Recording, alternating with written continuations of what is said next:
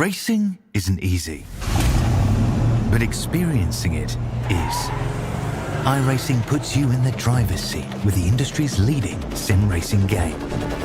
Drive on laser scan replicas of the greatest racing circuits from around the world. Go head-to-head against other drivers chosen by skill-based matchmaking to ensure competitive racing at every level. Compete across all your favorite series. In officially licensed cars, engineered to deliver the most accurate driving experience possible.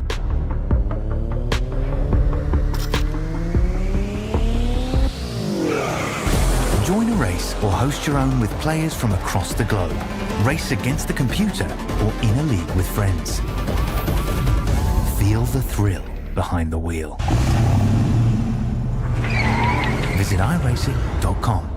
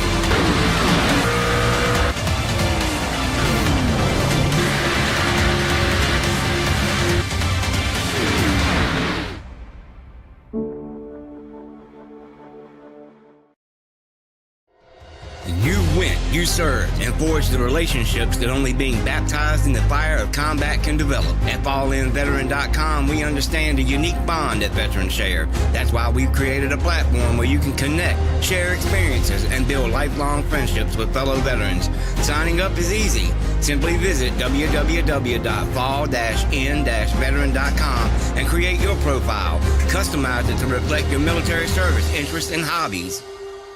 FallInVeteran.com is more than just an online community.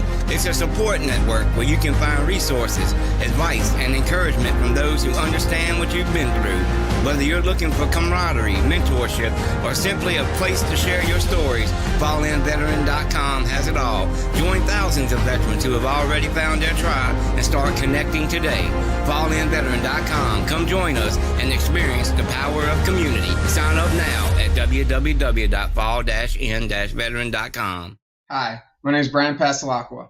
driver for Paradigm Motorsports and the number 6, OB Builders, and Ram Welding and Fabrication, Chevy Camaro. I want to say thank you to our men and women in the armed forces, those that have served or currently serving, that protect us from all threats, those foreign and domestic. I've been part of ISCA now for about 2 years. I was the 2023 regular season champion and Final Four driver. I choose to participate in ISCA because of the long green flag runs, respectful racing, and high level of competition. If those are things that interest you, come check us out and join in on the fun.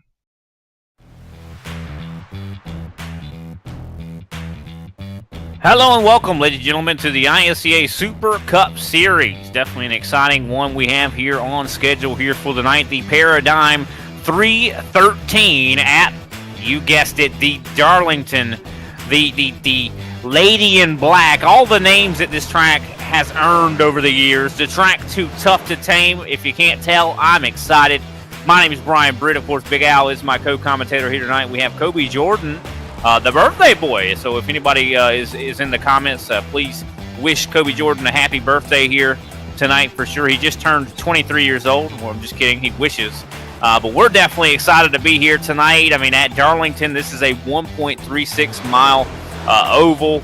And I'll tell you, this is called the track too tough to tame for a reason, Big Al. I mean, what are you thinking about Darlington? Have you had any laps here recently? No. I've learned just to spectate on tracks like this, Brian. But I tell you what, as I will be spectating tonight, I think this one's going to prove to be almost exciting as last week's race, because as we're going to get into it, man, this track's called the one too tough to tame for a reason.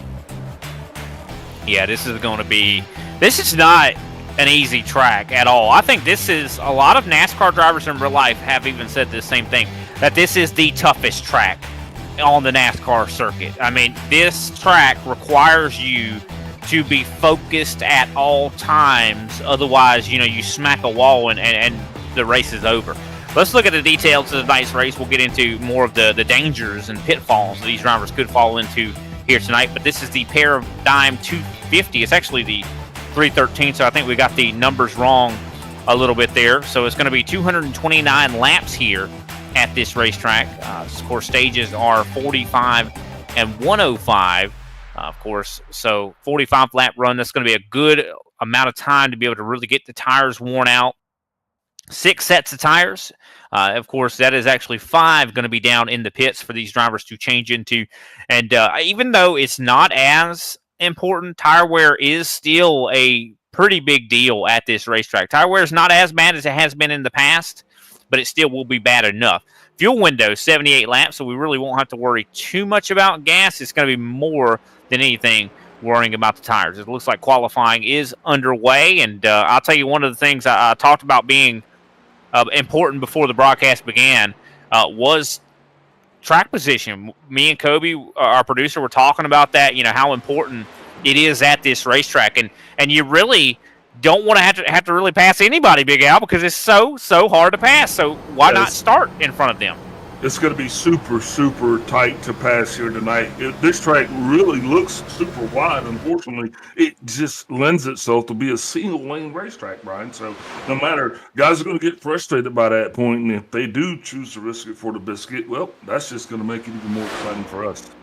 Yeah, we're watching Kendall LeBron come through. He was just coming through 1 and 2. And you're right. This is a single groove racetrack. I mean, you can kind of get a multi-groove going in 3 and 4. You can run the top, you can run the bottom in 3 and 4. But 1 and 2, there is only one groove through 1 and 2. And the fast lane, which is essentially you dip down. You watch Kendall do it right here. He dips down. Oh, we were just watching Kendall. I guess we switched off of him. But you dip down on the entry to 1, and then you shoot up the racetrack and kind of ride the wall, and then you dip back down again. So it's really a one groove. And even though, like you said, it looks wide, there's only about room for about 2 cars to go side by side at this racetrack. There's not a whole lot of, you're not going to see a whole lot of about 3 wide in the corner. You might see it on the straightaway, but if it's not settled by the time you're entering the corner, there's going to be a wreck, no matter what, usually at this racetrack. Yeah, you definitely have to mind that throttle, Brian, because if you're too hard on it, it's definitely going to show, and that car is going to go either into the wall or down into the infield. So drivers going to have to be cognizant and just kind of treat it kind of like they got an egg underneath it, if you will, because that's what it's going to take to get around this thing. And, it's literally 2 racetracks in one. I know you're going to expound on that. Well, I mean, I would definitely say that the setups are it's incredibly difficult to nail what you need your setup to be able to do. 1 and 2, very, very fast set of corners to where you're going to be on the throttle quite a bit through those set of corners. 3 and 4, a lot like what you see at a short track. 3 and 4 is kind of where you use the brake, you try to get it to rotate. So 2 different edges or ends of this racetrack, and that makes it a builder's nightmare. You really have to. It's almost like what we see at Pocono, where when one corner you'll set up for that one corner. Well, whatever you do to help that one corner, you're going to mess up the rest of the track, and that's exactly what we're going to see here. As we, of course, see Randy Mullins. He was one of the fastest in practice, and looks like he's probably going to be. He is at the top of the board right now. Hey, it seems like a lot of guys are getting laps in. That's actually Paul Hill. Sorry. I got a question. Yes, sir. It seems like we should be coming to like something's ending. I just feel like like that's we're a good ending point. A chapter or something. What am I missing here? And I got it wrong again. I think that actually is Dylan Banks. But just looking at the Cup Series point standings, this is kind of relevant. This is the last race before we begin the playoff, ladies and gentlemen. This is the last chance to get yourself in that top 16. So let's look at the top 16 as they stand at the moment. Brandon Pasalacqua at the top of the board, 94 points over Matt DeCiani. Of course, Brian Johnson right now is in third. Patrick Gitter's in fourth. Derek Heitman fifth. Randy Mullins is in sixth. Josh Schaffner seventh. Tim Wortman Jr., he's in eighth. Abner Acosta, he is in ninth. Mark Sanchez is in 10th. Let's go to the next page. Now, these are all the drivers that should be in the playoff 16. Kenny Powell, of course, he is possibly going to be pointing his way in here. Greg Wyszynski's 12th. Clayton Hoffman, I'm not sure. I think he is going to be in the playoffs if he continues to run these races. John Binder, he should be in the playoff. I should say Bender. Alexander Carr, I haven't actually seen him in a few weeks, so we'll see if he's going to have enough races participation to make the playoffs. Randy Drumhiller, he's in 16th. Now, the thing about it is, if we see someone that's outside of that top 16 win a race, and they have ran at least 14 races this season, if they win this race, they're automatically going to be moving on to the playoffs. Could we see someone come out here and just have a stellar performance? It's definitely possible. But let's go ahead and play the national anthem. We'll be right back in just a moment.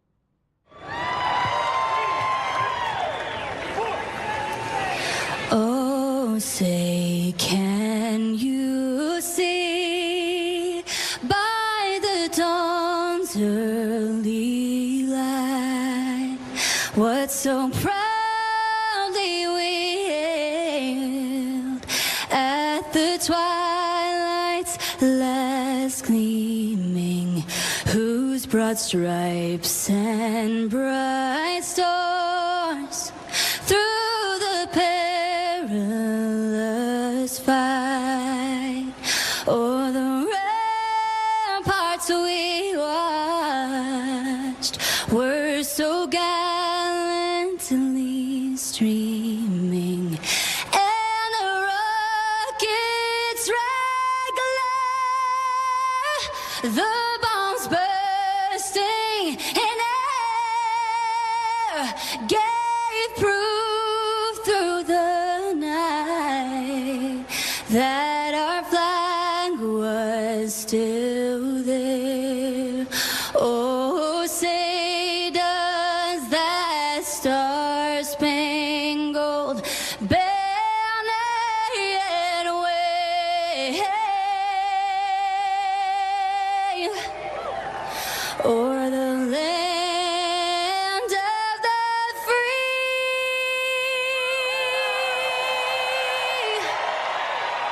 and the home of the brave?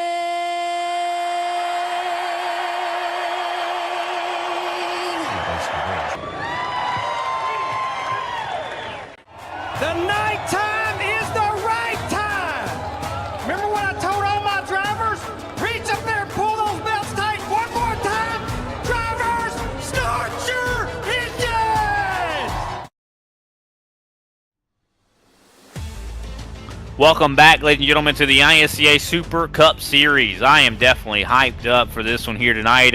Maybe I didn't tell you, but this is actually my home track. Live 15 minutes away from this racetrack.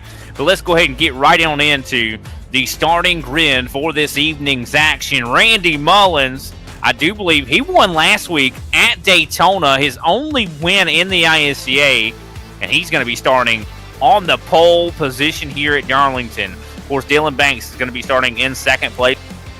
Brandon Pasalacqua is going to be starting in third place. Fourth place is going to be Brian Johnson. Abner Acosta, he's going to be starting fifth. Paul Hill, I actually did a race with him earlier this week. He's starting in sixth place. Clayton Hoffman, he's starting seventh. Carl Donson, he, of course, kind of rejoining the league here at Darlington. Glad to see him. He's going to be starting eighth. Tim Wortman Jr. ninth. Nick King in 10th. Jay Holmes is going to be starting in 11th. Josh Schaffner, the Iceman, starts 12th. And Jason Maines in 13th. That's going to put Randy Belk in 14th. Brad Carr's going to be in 15th along with Matthew Cisna. 16th place is going to show Mark Sanchez with Kenny Powell, teammate, on his outside. Greg Wachinski is going to be lined up in row 10 with Kendall LeBron on his outside. Row 11 shows Alexander Carr and Jose Acosta. Row 12, Randy Drumhiller, Derek Jacobs. Row 13 shows Paul Olsen and John Bender. And Jose Medina will round out this 27-car field here tonight. And one thing I think as the race goes on, we'll be able to look at Jose Medina's car. Even though he's starting in 27th, I got to say he's probably got the coolest throwback in the field here tonight, rocking the Terry Labonte Kellogg's paint scheme. Gotta love that from Jose Medina. So even though he's last in the field, he's not last in our hearts. That's for sure.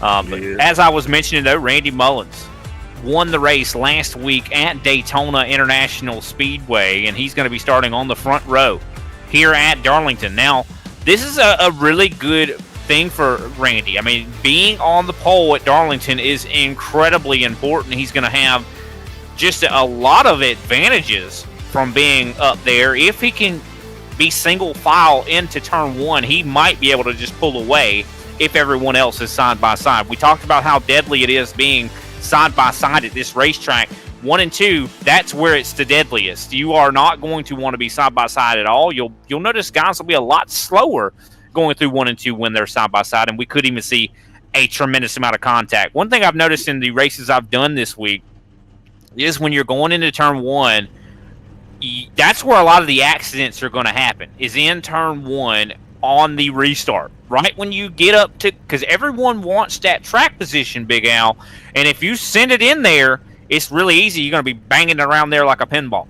Yeah, and a lot of guys have nothing to lose here tonight, Brian, because if they don't win, they're not going to get in. So playoff points is going to be a premium. We've got to keep our eye on that, man. But you know what? I'm going to throw back to that throwback that you said with Terry Labonte. Looking at that 23 car, that Sundrop car right beside there, that dawned on it. It dawned on me. I never put Sundrop in my cornflakes. What have I been missing? Why would you do that? That sounds disgusting. Oh, man. Definitely looking forward. Apparently they do that in Australia. I'm never going to Australia. But definitely, I shouldn't say. I would love to go visit Australia. I just don't know about all the creepy crawlies they got over there. But still, I don't know about putting Sundrop in my Kellogg's cornflakes. That's definitely that don't sound very good. But we got a really good field here, though. I think this is going to be an awesome race here tonight. Looks like I think we're getting ready to get moving here. Pace car should be starting to pull here away. I thought I saw. Yeah, there we go. And the pace car starting to roll. And the lights are off on the pace car, which means next time we come around, we're getting ready to go green, and all the excitement's going to start. Speaking of which, looking for the over/under. Guess we'll go to our producer first and let him get his first call, and then Brian, you can go second, and I guess I'll bring up the rear. All right, so of course Kobe is going to choose 4 cautions. He believes there's going to be 4 cautions based on incidents. I'm going to go with 3. What you thinking, Big Al? Jeez. I got to go with 5 then. I was thinking you were going to say that, and I understand that. I'll be honest though, I don't know if we'll see a lot of caution. It really just depends on where the crash happens. One thing about Darlington is the apron is so big, and if you wreck off of the racetrack, there will be no caution for that incident. But if you have a wreck in turn one, there very easily could be a caution for that. But let's see what's going to happen here as the pace car gets ready to dip down this treacherous pit road at Darlington Raceway. Randy Mullins preparing to enter the Geico restart zone as he's going to be dueling it out with Dylan Banks. And there it is. Green flag is out for the first time here at the track. Too tough to tame.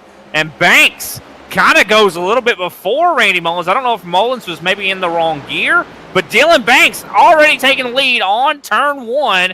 And Randy Mullins trying to hold off teammate Brian Johnson. It looks like they are going to single file out in the top 10. You see Jay Holden a little bit further back, trying to, I do believe, battle with Nick King. But Dylan Banks, what a start from him. Randy, was he in the wrong gear? What happened there? Well, I think he just kind of slept on his own start, Brian, to be honest with you. That's the only thing I can see that happened. You don't see that a lot where someone's the pole sitter and they lose the lead immediately on the start. That was definitely interesting. I'm wondering what happened there. But Randy, of course, filing right behind, or should I say just hanging out right in front of teammate Brian Johnson. We see Paul Hill. He's in that fourth place position, and I think we're starting to see battles kind of starting to come to fruition throughout this field. I'm looking a little bit further back. I do believe I see Randy Belk trying to work on, or should I say Josh Schaffner, Jay Holm battling. That, of course, is for the 11th place position. Yeah, wasting no time. No time getting this thing single file. That's exactly what they needed to do. Right now, drivers are probably just going to really sit in and just wait and watch. Let the car come to you. Don't make any stupid sudden moves, Brian, because it's really easy to get that stripe. And I don't think you want it early in the competition. And already, though, one driver that's making moves, Clayton Hoffman. Clayton is already up in the fourth place. He just got by Paul Hill. He seems like one driver that is very confident in his race car. I mean, this is a driver track, and I'll tell you who's a driver, Clayton Hoffman. This guy knows what he's doing no matter what. And look at that. He's already pouncing on third place. This is one of the hardest tracks on the circuit to pass at, and Clayton is doing it. Clayton is driving his way through the field. And I know we were making picks kind of before the race began, and you, Big Al, I do believe, went with Clayton Hoffman, and very astute choice. Yeah, man, I got to stick with Clayton. I mean, he's been my driver for the majority of the season. Glad to have him here in the ISCA because he definitely brings a little bit of flavor to this place. But once again, man, we're here, star-studded pass tonight, and I think it's just going to be a great race. I mean, look at the path that he's making. Just able to just drive through the field like it's nothing. He's got the fastest lap of the field at the moment. But one thing I gotta say, about Darlington is that you really don't want to be running the fastest laps early in the race. This is a track that you're gonna be scorching those tires if you're really driving it too hard. Is Clayton driving it too hard? We'll be able to tell in about 10 laps. Well, and the one person that's going to be able to answer that is going to be Clayton. And we've talked about this throughout the season. He really doesn't put himself out there in a situation that he drives that car too hard. I think two drivers that we always talk about that are good at that, that's Patrick Gitter and Clayton Hoffman. When those guys are out front, they just seem to know how to keep their own pace, but yet seem to make the rest of the field feel a little bit in a state of panic, if you will.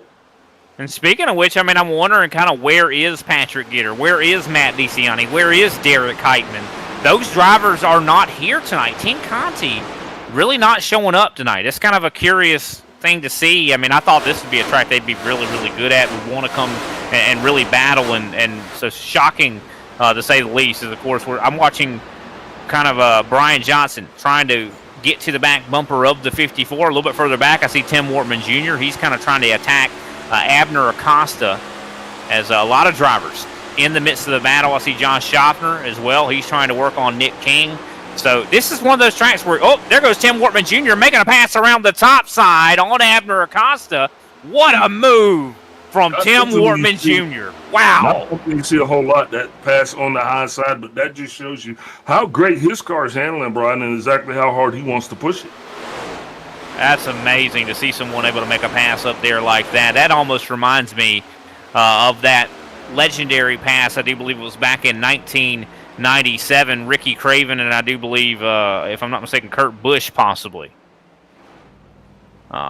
Legendary moments at this racetrack as Nick King, he's trying to work on Abner as well. Abner just does not seem like he's got a lot of speed right now. Lap time wise, he is a little bit slower than the drivers that are around him.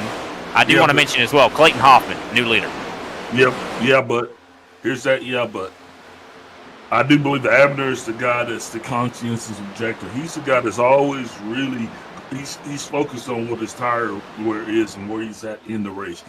Mr. Conservative there, so I'm not going to be too surprised if he falls back. Very close calls right now. Of course, turn 3 and 4, not a bad place to be side by side. You can kind of race it out in 3 and 4, but you can tell these guys are very anxious to get the racing settled before they get into turn 1, because you do not want to be side by side through there. It's just incredibly difficult. It also slows you down quite a bit, as here comes Josh Scheibner to the inside. Scheibner rocking a little bit of a different paint scheme, has a little bit of a highlighter thing going with his numbers. Looks like he tried to pass Abner, was not able to get it done, and that actually opened the door for Carl Donson in the 91, who was able to work his way up into the top 10 for the first time. As they continue to roll, just 12 laps into this long haul here tonight, scheduled for 45 in the first stage. A lot of major movements going on down on the track as the 91 car is going to get on by Abner Acosta. And see, this is the line I really like around this place, kind of running that bottom in 3 and 4. And I think that's exactly what we're seeing Carl do. Carl, whoa, he's got a lot of speed in that race car, was able to kind of make the bottom work in 1 and 2, and was able to get at least clear of Abner. Did Abner lift? It probably was. A lot of times I've always likened turn 1 and 2 is to a game of chicken. When you're on the front stretch and you're getting ready to enter turn 1 and you're side by side, it's a game of who is going to lift first. And I think Abner decided, I'll live to fight another day. You go ahead, Carl. Yeah, he who lifts last takes the lead on that one. And speaking of the lead, Clayton Hoffman wasted no time to actually assert his dominance. So good to see him out front. Just wondering if he's going to have anybody put their ears back, Brian, and try to reel him in real quick. Well, I think we're going to see some drivers that are going to be a little bit better on the long run. And Clayton, we've seen Clayton be good the whole run, like early and long run. And I think we should expect that from Clayton here tonight. But who knows? Could someone else be a little bit more consistent? Because that's the key at this racetrack. Be consistent on the entire run. And one driver I'm looking at, the guy I'm kind of picking here for this race, is Brandon Pasalacqua. I believe the 6 is consistent. He's Mr. Consistency. He's not turning flashy laps right now, but I think that's what you don't need to turn flashy laps at Darlington. You need to be consistent. You need to continue to be able to nail that same lap time after lap after lap. Yeah, definitely, and you have to keep searching for the perfect lap, and you have to, like you said, you have to be consistent. And also, while you're trying to be consistent, you still have to be aggressive and defensive at the same time. So I'd love it if we can go ahead and take a look on board. Let's ride around with Clayton Hoffman. He's going to be the one that I think is going to be able to give us a really good view of what a lap around this racetrack is going to look like. See, we were talking about you dip down like a couple tires below the apron there on the entry to 1. And now look how close he is running to this wall. And then he starts to dip down. Kobe Jordan, the birthday boy, mentioned that he liked to liken 1 and 2 to almost like riding a wave. It's like you have to surf going through 1 and 2, the way how complex that set of corners is. And you see Clayton in 3 and 4. That looks like a short track corner. That looks like something where you would almost back it down, mash the brake a little bit, and try to rotate the corner. Not very fast corner, but pretty simple when it comes to, when in an oval. But this is the complex one, 1 and 2. That's why it's so dangerous, because you're flying through those set of corners. Yeah, you just saw that little glitch in their steering wheel there, because that just shows that you got to hold your mouth in the right position, because if you go in there the wrong way, she will get away from you, Brian. And that's how a lot of drivers are going to find themselves playing footsie with the wall. And that wall is so dangerous. We were watching him practice quite a bit. Guys just smacking the wall out of turn number 2. And then when you smack the wall out of 2, a lot of times it'll send you back down the track into the inside wall, and that's when your race is over. When you hit that inside wall, you're usually going 150 mile an hour, and it's your race is going to be completely over. Your engine's going to be kaput. But if you do hit the wall too many times, you could break your wheel as well, which could change the handling of the race car quite a bit. As we're watching a little bit of battling here, Dylan Banks, of course, has gotten caught by Randy Mullins. We saw Banks, of course, take the race lead early, but now I think Mullins wants to get that position back. Lots of excitement going on in the rear here. Matthew Cisna getting bumped by Andrew Carter as he goes by. Cisna seems to be off the pace, going the wrong way. He made a little bit squirrely there for a couple of seconds as guys were trying to get around him. And that's the thing. It's so difficult to pass. And if your car is already not handling well, it's going to be hard to make those passes. And so I didn't really see exactly what happened. Did Alexander Carr, was he trying to get by the 11? Oh, yeah, look at that. Cisna that car is not happy right now. You could tell the way he got off of turn 2, he is very, very loose. And one thing about this track is if you're already having handling conditions, it's probably not going to get better. Something is wrong with that car. You can see that clearly. Yeah, absolutely. If he's not going to show up at the next caution, he'll definitely is going to be involved. I mean, and you're seeing right there. Look at that. He's at a position right now where he's not even driving this car, man. He's skating that thing around, and you can see everybody's going around. He actually kind of created an almost 3-wide situation, but it's really tricky here because he's not in control of his car. So when you got guys trying to go around him, if he can't keep it pointed the right direction, that's definitely going to be, we're going to get a blister there. It's going to pop.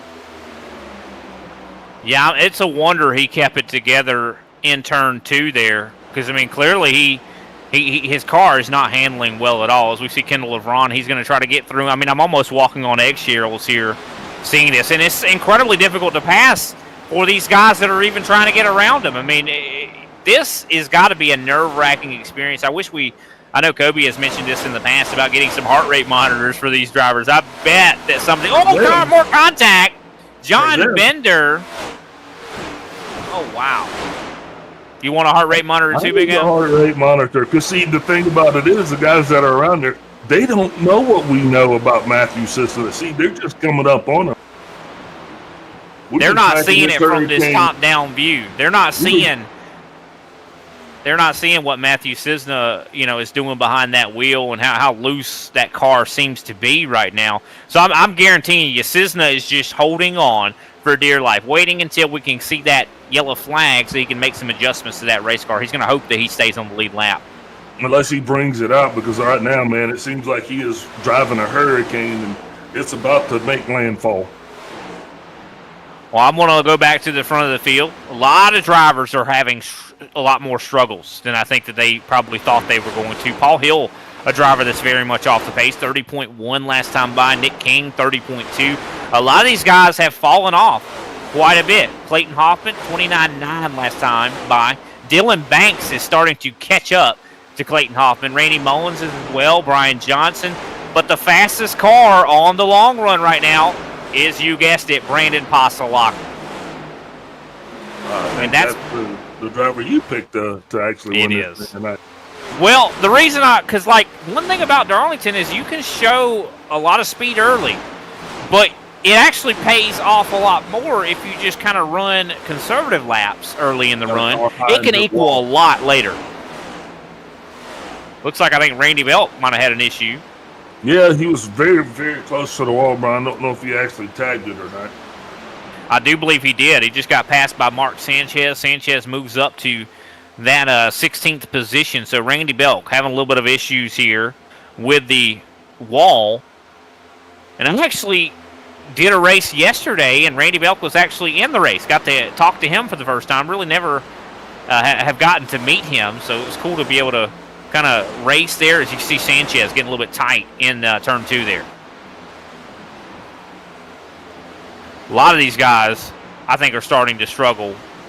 And I think we're going to probably see a lot of guys rethink the way they're attacking this racetrack. And also, one thing we got to keep in mind, though, Big Al, is this track is going to change substantially until we get to the end of this thing. I mean, you can already even see it. We're going to hit nighttime. Yeah, pretty chill out there on the racetrack though. So that means usually a lot of grip. And the lights are going to come on here at Darlington. Yeah, it's going to be pretty cool, I think. There's going to be a lot of grip on the racetrack, 86 degrees on the track. That's not too bad. That's not too bad at all. That's about what we've seen in the A Opens, in the official races. 78 degrees in the seats in freaking August in South Carolina. I'll take it. Yeah, actually, it's been pretty hot here lately. Today it was, I think, in the 90s, so I don't believe it's accurate. It's been hot everywhere. I mean, I was actually going over my in-laws yesterday, and I saw the devil that had him on the side of the road just getting an IV. I think he had a little heat stroke action going on down there from that Alabama sun. Well, I'll tell you, I just want to go right back to Brandon Passalacqua. Passalacqua has gotten by Brian Johnson. He is now catching up to Randy Mullins. He is banging on the back door of that podium position. And the thing is, if this continues, the way his pace is right now, I think he might be banging on the back door of possibly Clayton Hoffman. But another driver, I kind of want a surprise that really shouldn't be a surprise. Abner Acosta. We saw him getting passed left and right earlier. Now he's the one doing the passing as he's racing with Paul Hill right now. Yeah, like I said, Abner's definitely going to play it conservative early on in the lap so he can save this tire so he can actually... somebody... Abner just touched the wall that's right Hill. there. Oh, that was Paul Hill getting into the wall, yeah. Paul Hill following Abner kind of just got into the wall. Wasn't a hard hit, but you definitely saw the smoke coming off of that race car as Abner Acosta works his way up to now 7th place. And we got to keep in mind, Big Al, Paul Hill and Abner Acosta have a little bit of history. If we remember, I do believe New Hampshire Motor Speedway. Well, yeah, but you had to bring it up. I thought everybody made good with that. Wow, what a hit. I think Paul Hill just hit the wall again. Paul Hill is not liking the handling of that race car. Last time by a 30.7 lap time. Josh Schaffner quickly catching the back end of that race car. Josh is also very fast on the long run, it seems. Definitely looks like we can see Hill is under a tremendous amount of pressure from the Paradigm number 50. As there goes, really close to hitting the wall again there. Something is wrong with that car. I think he's got a tight condition. Yeah, I mean, I'm sure he's not the only one that's down there physically holding on right now. Looks like Clayton Hoffman, though, still able to maintain a sub 5 second, but he's fluctuating between 0.3 and 0.5 a lead right there. So it doesn't seem like Dylan Banks is actually closing the gap, but we still have to keep watching this.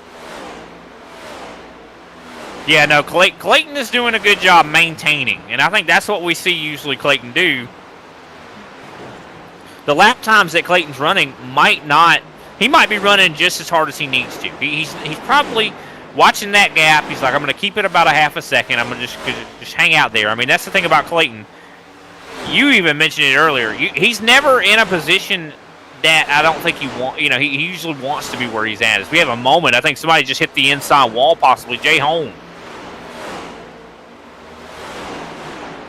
I'm sorry, that was not Jay Holm. Who was that? I think that was Cisna. Matthew Cisna.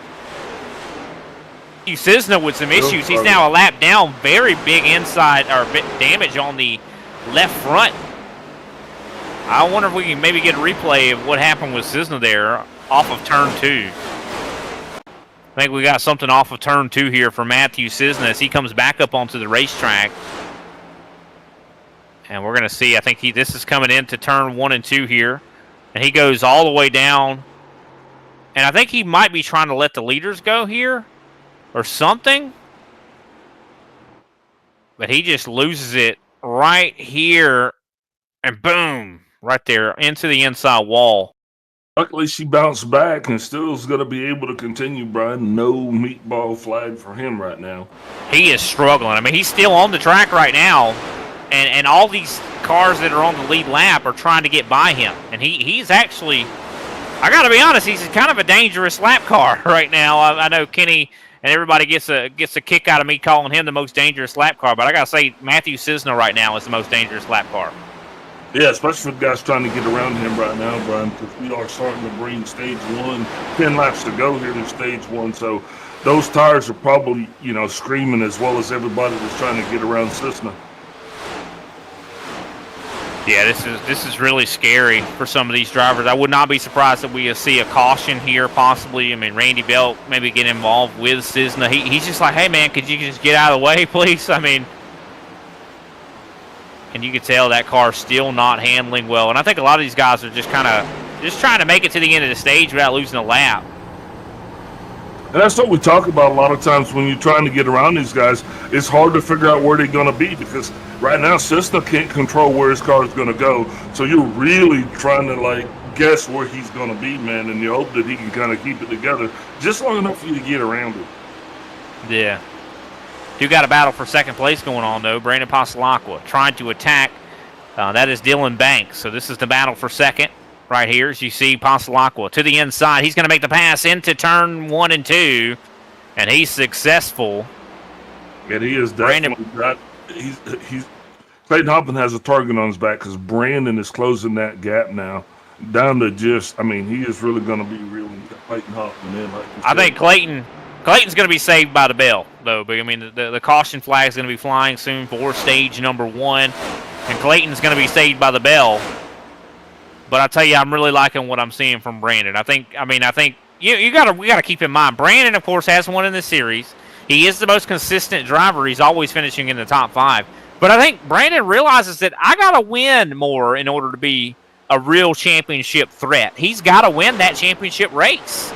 And I think this might be that first step for Brandon if he can just show winning speed here tonight. Yeah, but Brandon is he's the sitting champion. I mean, I think he knows how to win, especially championships, right? No, he's not the sitting champion. Brandon Pasalacqua has never won a championship in the ISCA. Okay. Patrick Gitter is the reigning champion. Caution flag is out early. Caution out early here at Darlington. Ooh, got a car right there.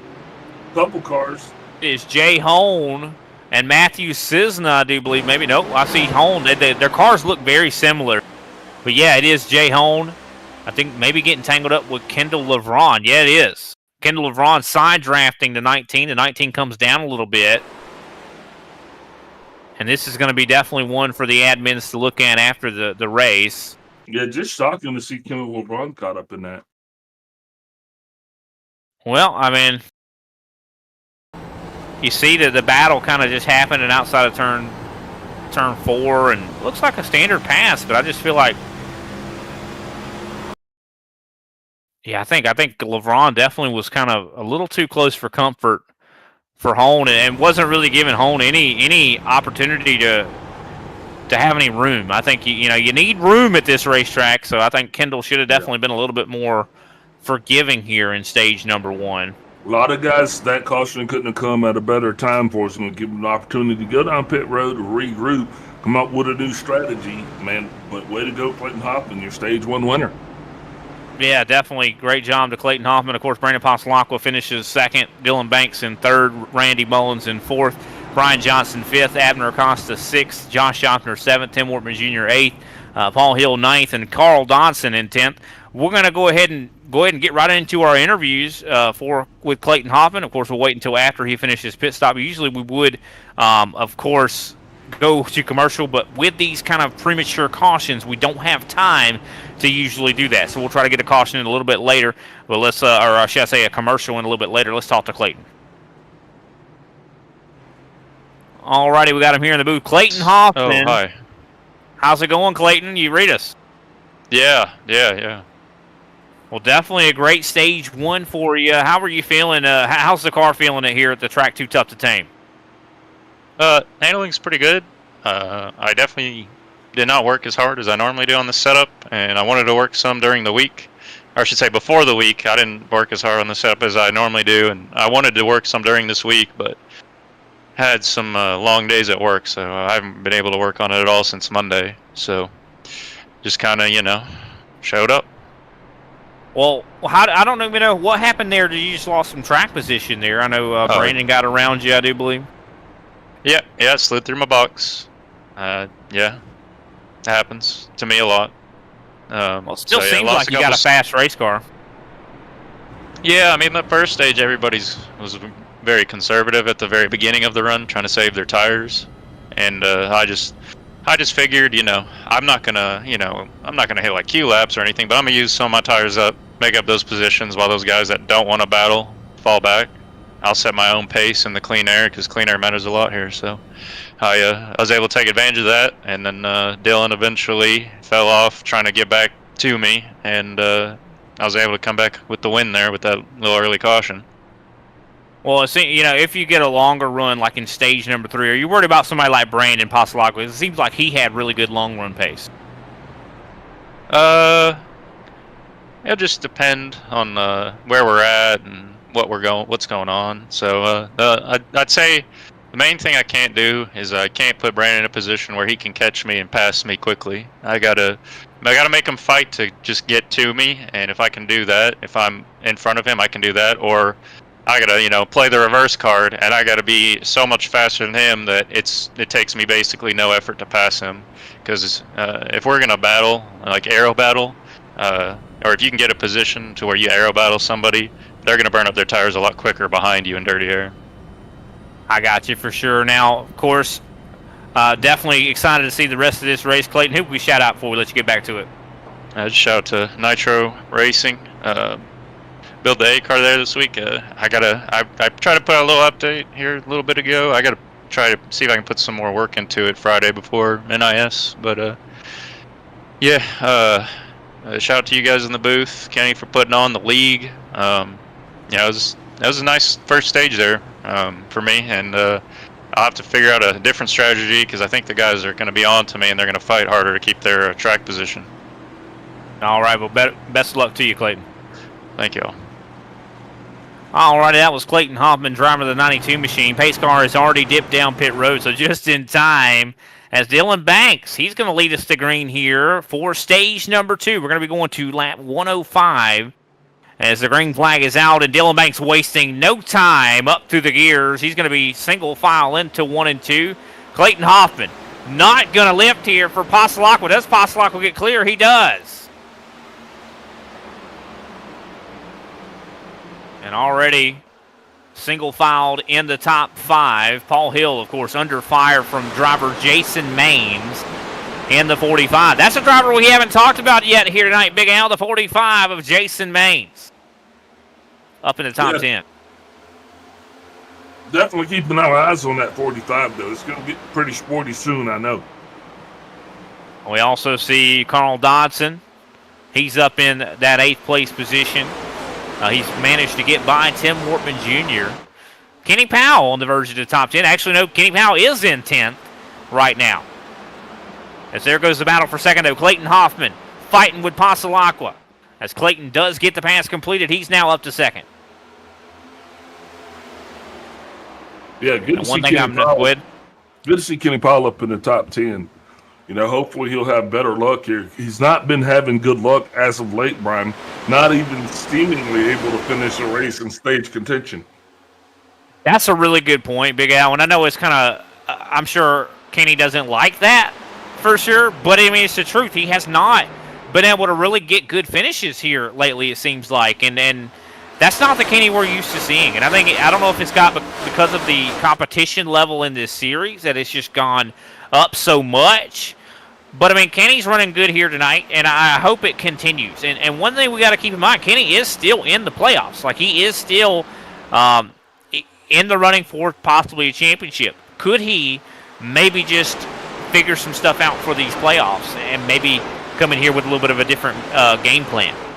Yeah, couldn't come at a better time, and I think right now he needs to dig into his bag of tricks and come up with something, Brian, because otherwise we won't be talking about him too much longer. Lights coming on the racetrack, should I say. That means a lot of drivers are going to see their car conditions start to change up just a little bit as we power this thing on into the evening. And Dylan Banks trying to hold on to this top spot as Clayton Hoffman is stalking his prey. As we see some side-by-side battling, now that that's Jason Maines and Brian Johnson fighting for the 6th place position. Some really good battling here into turn 1 and 2. And you see Carl Dodson. Dodson wanting to try to take advantage of these guys battling.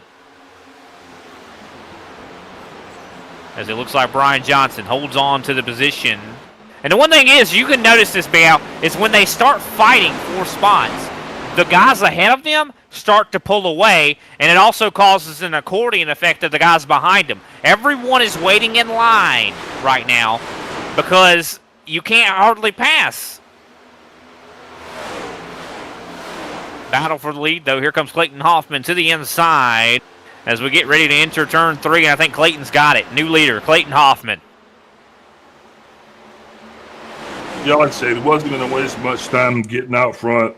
Now he's just going to do the Clayton Hoffman thing. Big story is going to be behind him as Kenny Powell. Yeah. Starts There to goes up Powell. Ooh, there goes Tim Wortman Jr. into the outside wall in turn 2. No caution. No caution. Wortman is going to have tremendous damage after that. I think I see Nick King had some issues. This is 3 wide. We're not done. 4 wide. Nick King, Tim Wharton Jr. both are going to be coming behind the wall. Wortman is going to be done after this. Can we take maybe a far chase camera on this one? I just don't know what exactly this is. It's going to be hard to tell who's at fault for crashes here at this racetrack. You can see the closing rate that Kenny Powell has here. Kenny goes underneath Wortman. Wortman he's not moving up to the wall like he should, I guess. But I don't know. That's a tough one right there. I just know that Kenny had such a massive run on Tim Wortman Jr. right there. But that is going to completely decimate the 83's chances here tonight, as well as I don't know exactly what happened to Nick King, but his race seems to have gone a little bit worse for wear as well. Let's take a look and see what happened to Nick King. We're going to take a look. We got the replay dialed up. You see King. It's got to be related with this. And you see right there, just Kenny. I almost. Oh, that's net code. That was a net code incident there. Nick King was nowhere near that accident. He should not have gotten damage. The damage was real, 100%. Yeah, and I got to say, I just feel like, gut feeling here, I feel like Kenny and Tim are not going to be too happy with each other at the end of this race. That's just racing. That is unfortunate, to say the least. And I wonder, while the race is, everybody's pretty much single filed out, let's go ahead and bring Tim Wortman up and talk to him. What do you think, Big Al? That's your call, boss. Alrighty, Tim Wortman Jr. going to be joining us up here in the booth. Tim, I hope we're not catching you at a bad time, but we probably are. This is the worst time. Can you walk us through what you think just happened? Guys were running pretty aggressive right there, and I was, fighting with the guys in front of me, and I saw Kenny make his move, and I just held my ground, and I know better in that position to back out when people are making moves like that. So the reason why I'm sitting in the pits right now is completely on me. I know better how to avoid wrecks like that.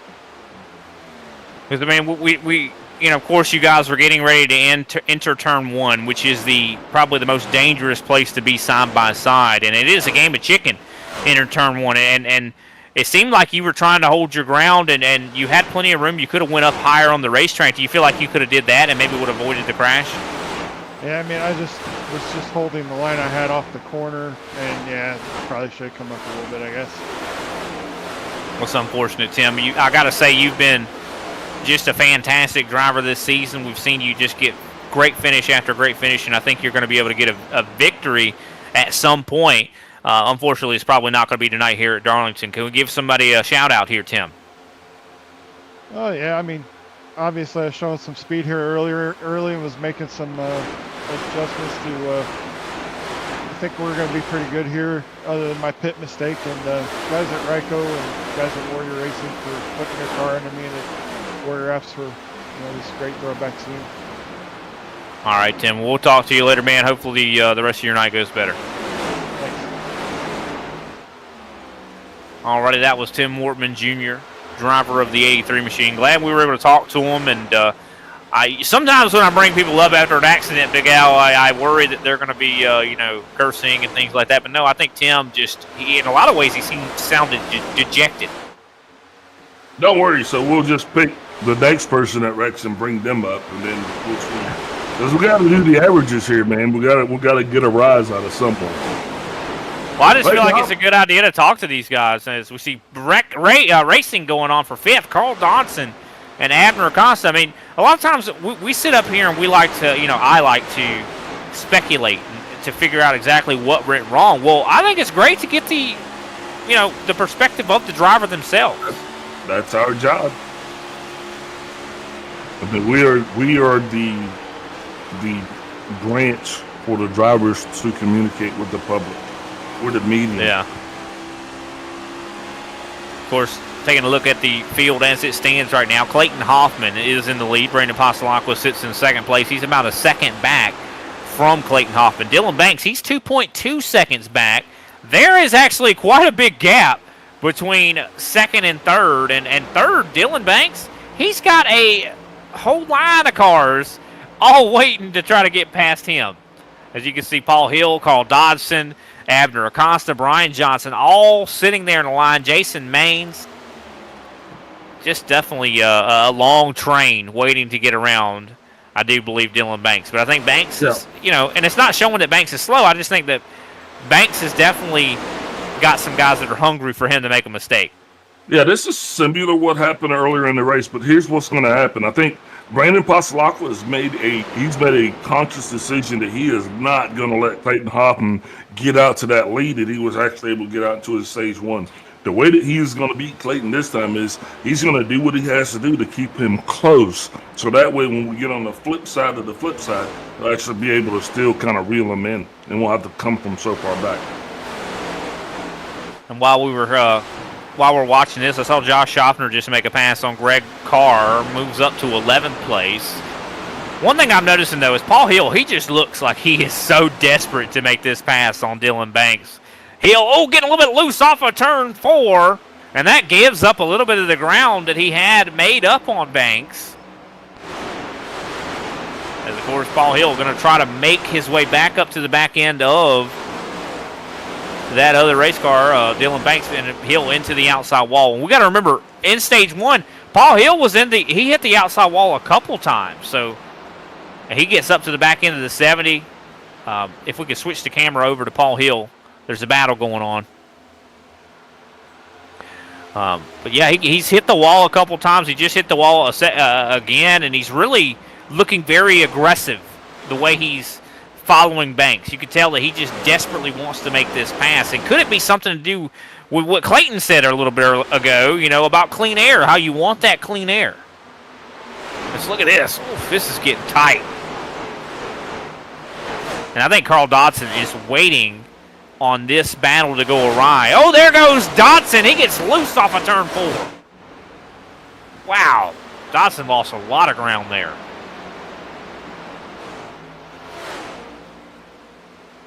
I'm wondering what happened there. He looked like he was pretty stable until he wasn't.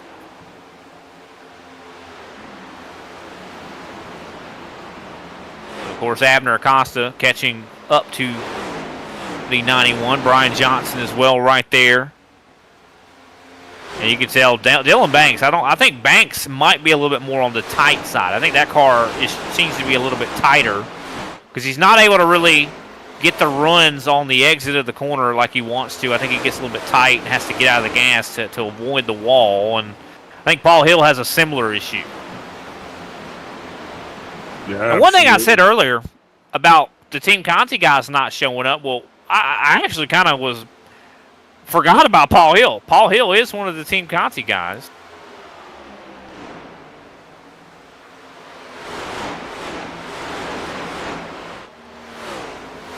And you can see Hill getting a little bit tight, very close to the wall in turn 2. Oh, contact with the wall there from Dodson.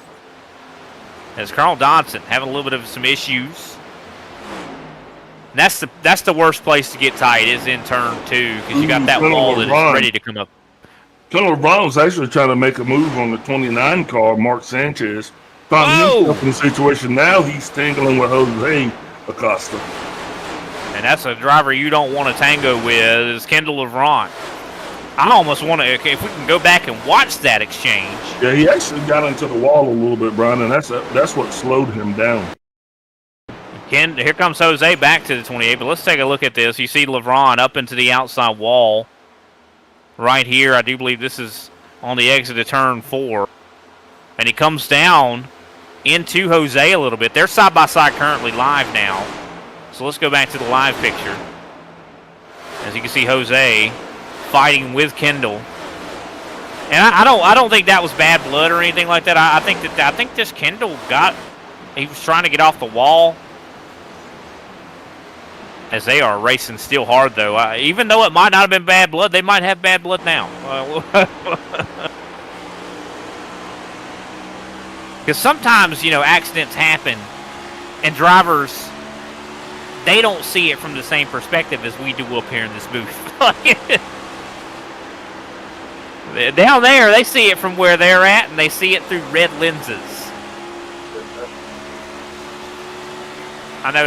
I think we all can empathize with that feeling. Any driver on iRacing, we see it from our perspective. We don't usually wait to watch the replay to voice our concerns or displeasure.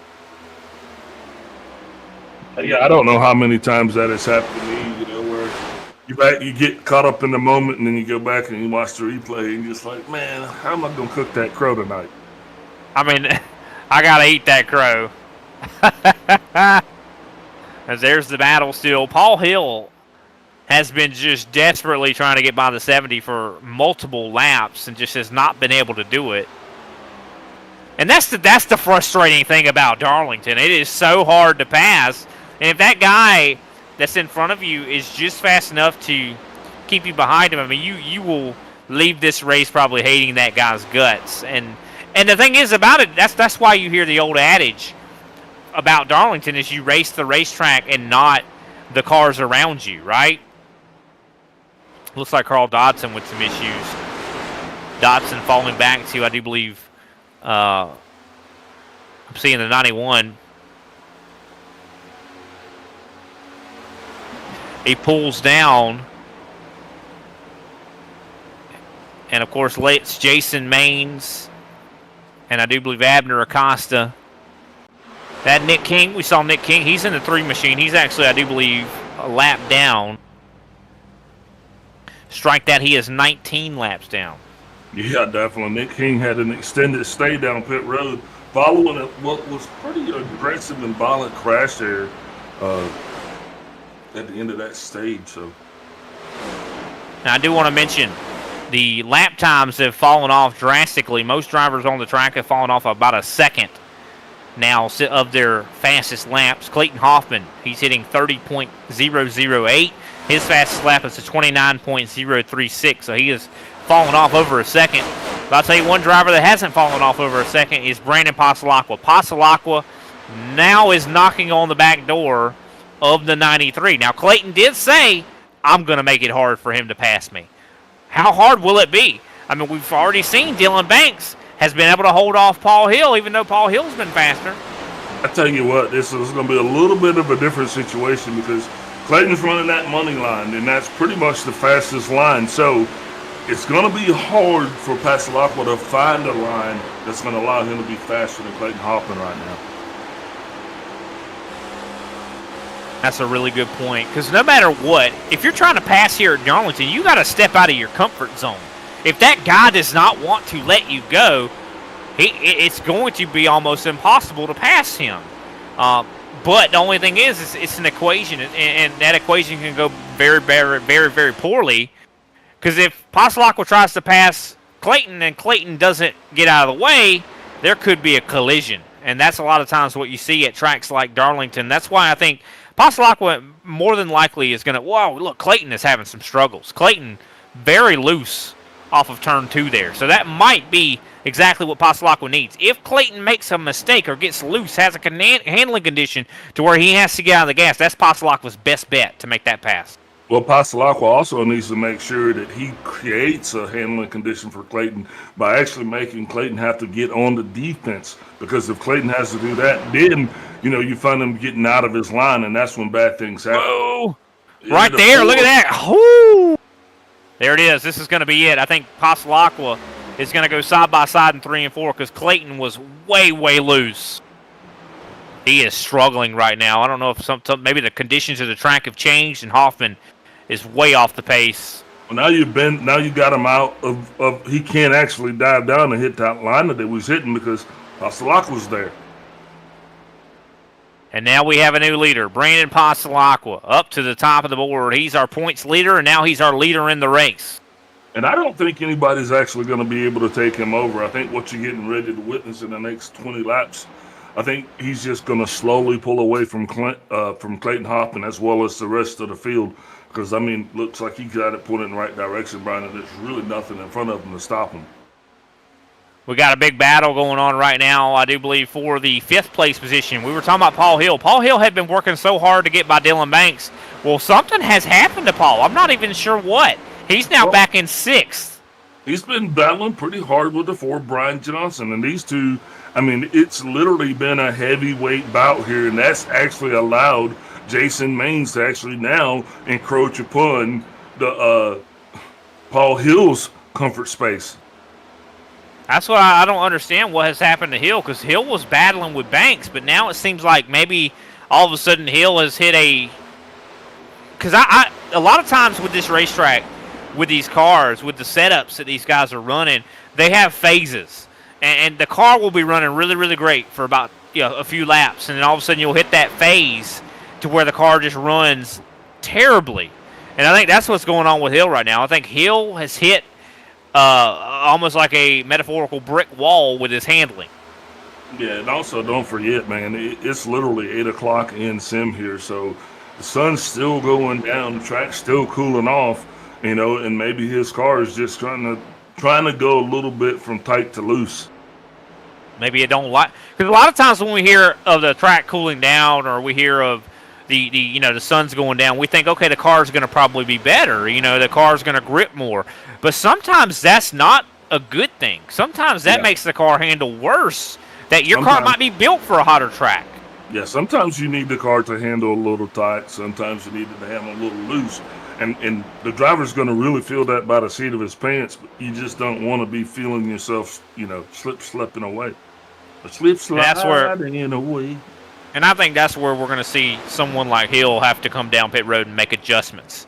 And that's, I think, the same thing with Clayton Hoffman. I think Hoffman is just going to have to make adjustments, and a lot of these drivers are just going to have to put some, wrenches in there and really, change something about the, air pressure adjustment, spring perch, maybe the ride heights need to be a little bit different. I mean, it's just stuff like that they can mess with.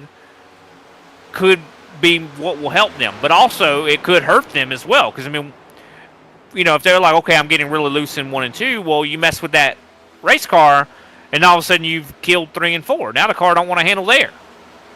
Yeah, it's definitely one of those things where you cannot chase your tail on this. You really have to be true-footed. I mean, you have to know where you're stepping, because once you start making adjustments, other things kind of come out of whack. So a lot of times the drivers try to adjust themselves with the way that they're handling or driving the car.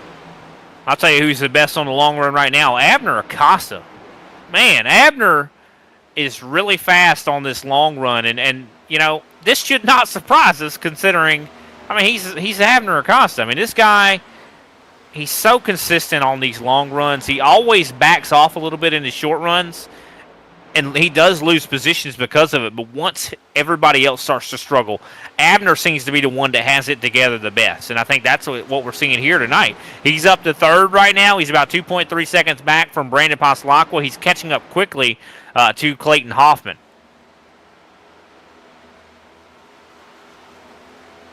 And so don't write off Abner. I think Abner could possibly win this race with the way he's on the longer run, considering this last stage is going to be well over 100-something laps. Probably 120.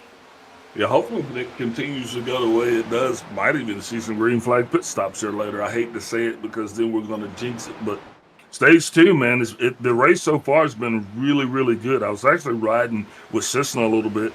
It seems that he's still chasing his tail a little bit, but for the rest of the field right now, they're doing pretty good. Now, I don't know how that's going to come out once we got about 10 more laps on, but we're going to see right now and hold what we got.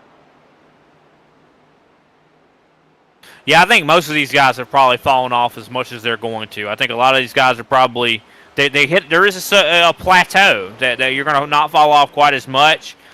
So and I feel like they're at that kind of point right now. But one driver that's still just handling the best is Abner. I mean, Abner right now, Abner Acosta is 3/10 faster than the guys ahead of him. Now we're watching Nick King. Nick King, actually, this is not for position. Nick King is 19 laps down trying to pass these guys. But he's going to find himself in a situation, Brian, where they're going to actually start to look at him with the side eye. Dude, you're 19 You'll be a little mad at him. Why are you pushing me? You're not going to get Caution is out. Ooh, wee. Is involving Kendall LeVron and Mark Sanchez. The 29 and the 28 here. Let's take a look and see what happened as they were coming down the front stretch. Not exactly sure. I think, Mark just gets into the, this is an incident, an accident. This is 100% just an accident. The 29 gets into the outside wall, which slows him down a tremendous amount. And Kendall, I don't think, there was no way he was going to react to this. And let's take a look. We're looking on board with LeVron. And you can see Mark just backs out of the gas because he knows he's going up into the fence. You know, that could have been a lot better, and kudos to those guys that are actually able to keep it. It could have been a lot worse. And they're both still going to be able to continue this thing tonight, Brian. Yeah. No major damage. Wasn't that bad. But now what I'm curious about is there's a lot of activity down on pit road right now. So it looks like these guys are going to make an attempt to short pit the stage. That's going to make it really spicy and dicey for that last 10 laps. Yeah, no, this could change. I mean, Abner Acosta's staying out. Yeah. Abner's on 45-lap-old tires. Yeah, I don't think Abner got the memo, and brother Jose actually stayed out with him, Brian. But these two guys are going to be sitting ducks because this is going to be a 10-lap shootout. That's the reason why these guys got fresh tires because, I mean, they're getting in the playoff points now. Yeah. I don't know. Wins matter. I understand kind of why Abner is staying out because, I mean, we have 5 sets of tires down in the pits. They used one of them in stage 1, and he's thinking that if I stay out here, I'll save a set and take one at the end of this stage. Well, he's getting ready to take one. He's really getting ready to get handed one. He's probably going to get hit because, I mean, this is the speed difference. It's a second lap difference. I mean, it's just he's gonna be way off the pace. Him and Jose and whoever else stayed out. Randy Belt, those are the only 3 that stayed out. But when you get behind them, you got Clayton Hoffman, you got Brandon Pasalaco, Dylan Banks is going to be on a rail as well. These guys are going to come out of there like they're being shot out of a rocket. And unfortunately, it's duck season, and we've got 3 sitting right up front.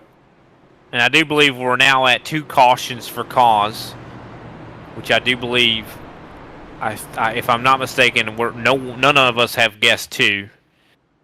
I do believe I'm at 3, and if I'm not mistaken, I think Kobe's at 4 and you're at 5. So one more caution, and I'm in the money. But I got to be honest, I'm kind of leaning towards maybe Kobe or you, Big Al. I'm feeling like this is going to be a caution right here. I think this is going to be one right here. This is a very, very good opportunity to walk away with the pace car leading the pack here at the end of this stage. That's all I'm going to say about it. Yeah. I mean, you got 3 guys that are on old tires and a whole bunch of hungry drivers that are going to be a second faster than them. This is going to be an accident waiting to happen. Going into turn 1, I can't imagine what we're going to see here. But I can't wait to see it. I'll tell you that. I know these drivers down on the racetrack, they're not excited about turn 1. But no. Big Al, I'm excited about turn 1.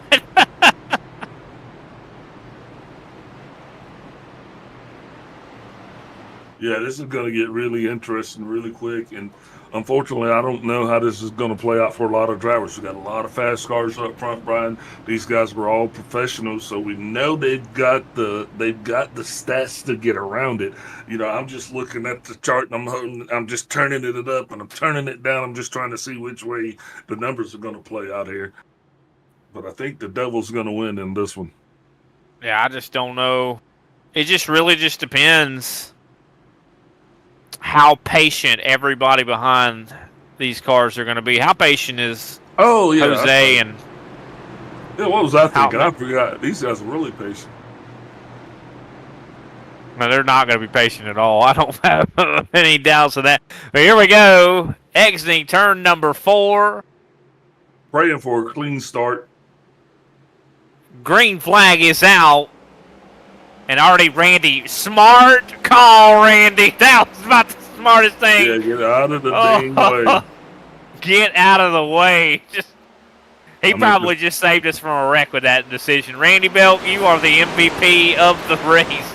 And don't forget how aggressive Jose can be, especially with him and his, brother Abner there. This thing could just, it could get volatile.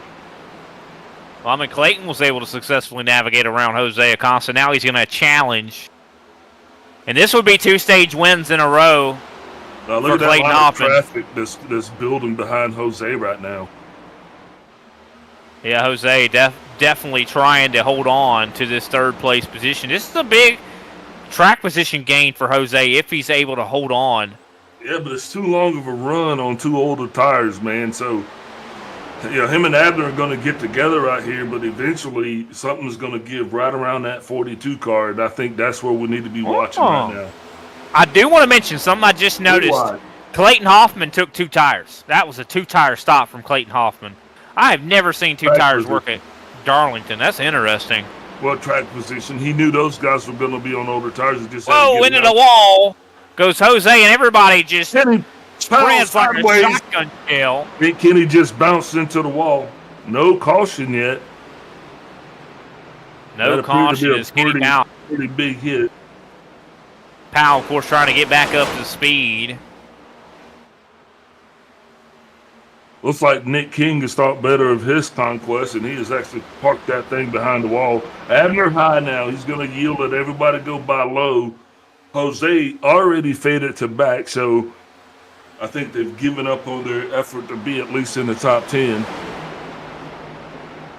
It's just hard to do that, though, at this track, Brian, especially when you're on older tires. Now, Clayton Hoffman has to hope that he can get a big enough lead so that those 2+ tires behind him aren't going to be able to catch up and make the difference, Brian, because it looks like he was the only one that took tires, the 2 tires, except for Kendall LeBron. Looks like he had a few only stop. Yeah, I don't know why Clayton took 2. I mean, that's a good, play for track position. I get that, but he's going to have to come down and take that other set. I mean, that there's no way that's going to be a long-run strategy to take just 2 and go with that. But you know how many of these guys are actually going to come back down and get a fresh set of Goodyears, Brian, because, you're really literally going to wear this set out pretty quick. Yeah, I mean, especially how hard these guys are driving. Here we go. One to go. Clayton Hoffman coming through 3 and 4, going to be taking the white flag for stage number 2. And somehow, I didn't think we were going to finish this stage under green, but I think we might here as Hoffman takes the white flag. Clayton Hoffman won stage number 1. Looks like he's going to try to go back-to-back. Jason Maines, he's one of the big movers, up to 3rd right now. Yeah, way to go, Jason. Yeah, running good in that 45 machine. He's on the keister of Dylan Banks right now. Of course, Paul Hill. He's up to 4th right now, trying to hold off Brandon Pasalacqua. As the white flag, that is the checkered flag. Clayton Hoffman, your stage 2 winner. Dylan Banks, 2nd place. Jason Maines, 3rd. Paul Hill, 4th. Brandon Pasalacqua, 5th. Brian Johnson, 6th. Randy Mullins, 7th. Josh Schaffner in 8th. Greg Carr, 9th. And Jose Medina up to 10th. Look at Jose Medina and the Terry Labonte car up in the top 10. How about it? Yeah. We're going to take a step away. We'll be right back. Hello and good afternoon. My name is Randy Mullins, driver of the 54 Chevrolet for Paradigm Motorsports. As you can see, we're sponsoring the race tonight, so I'm going to give you a little insight on ISCA. People ask me all the time, why do you run that league? Well, I run it for a few reasons. The long green flag runs, the good respect level that's in there, along with their etiquette. Everyone drives clean and it's fun, but they also race very hard. That is something I've yet to find in any other league on the iRacing server, and you dang sure are not going to get those in the opens. So if you're not in it, come check us out. Racing isn't easy. but experiencing it is. iRacing puts you in the driver's seat with the industry's leading sim racing game. Drive on laser scan replicas of the greatest racing circuits from around the world. Go head-to-head against other drivers chosen by skill-based matchmaking to ensure competitive racing at every level. Compete across all your favorite series. In officially licensed cars, engineered to deliver the most accurate driving experience possible.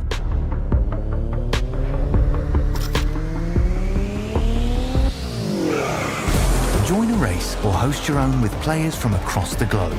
Race against the computer or in a league with friends. Feel the thrill behind the wheel. Visit iRacing.com.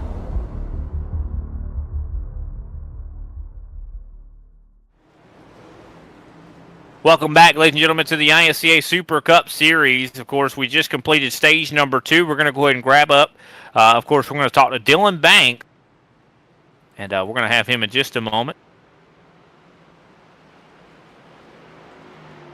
See if I can't find him here. Do apologize for the wait. Okay, I see him. All right, we got him. Big Al standing by with Dylan Banks. Dylan Banks, Big Al up in the booth. You got me. Yes, sir. What's up, Big Al? Hey, welcome to the podium, man. Welcome up to the front. We've been waiting on you. You came in this thing with a full head of steam, and it looks like that steam is actually starting to catapult you. How's it feeling up there tonight? Oh, man. The cooler temperatures come in. It's getting tighter and tighter. Just trying to keep that right front under the car best I can. It's a little harder in dirty air, and got some really good guys in this league. Abner, Clayton, Brandon, all the guys in here are just incredibly fast week in and week out. So just happy I can stick with them and just doing the best I can to stay up, to save the tires, but also to keep the track position. And it's kind of hard to do both at the same time sometimes. So just grateful to be here, Big Al. Yeah, definitely. Man, what's your strategy here if this thing stays green and we come down to having to do green flag pit stops? Oh, man. I haven't even thought of what's going to happen the next lap. But honestly, just trying to stay out as long as I can to have the little tire advantage. Because, even 3 laps on the tires means so much here. This track eats tires up. So I think the biggest thing is going to be saving what I can for long run, but keeping the track position and pitting as late as possible if it stays green. So I think that's the plan for me. I tell you, man, you're definitely putting on a show for the folks at home. Glad to see you down there. Glad to have you up in the booth. Congratulations for finishing second. Hopefully you can pull it all together and get yourself a spot on the podium for the end of this thing. Well, who's shouting out there for your stage 2 second place finish? Oh, man, I got to thank EPI, Donovan Strauss, for giving me these ripper sets every week. I couldn't do it without him. Big shout out to y'all up in the booth. Y'all do a great job week in and week out. Hopefully I'll get to be back up there soon with y'all. Just had a lot of things going on lately. Yeah, and shout out to Clayton and Brandon and Abner and all the guys here in this league. They put on a show every week, and just humble to be here and very, very grateful to be able to race with these guys, man. All right, back at it, boss. Good luck to you. Hopefully see you at the end of this thing. Thank you, buddy.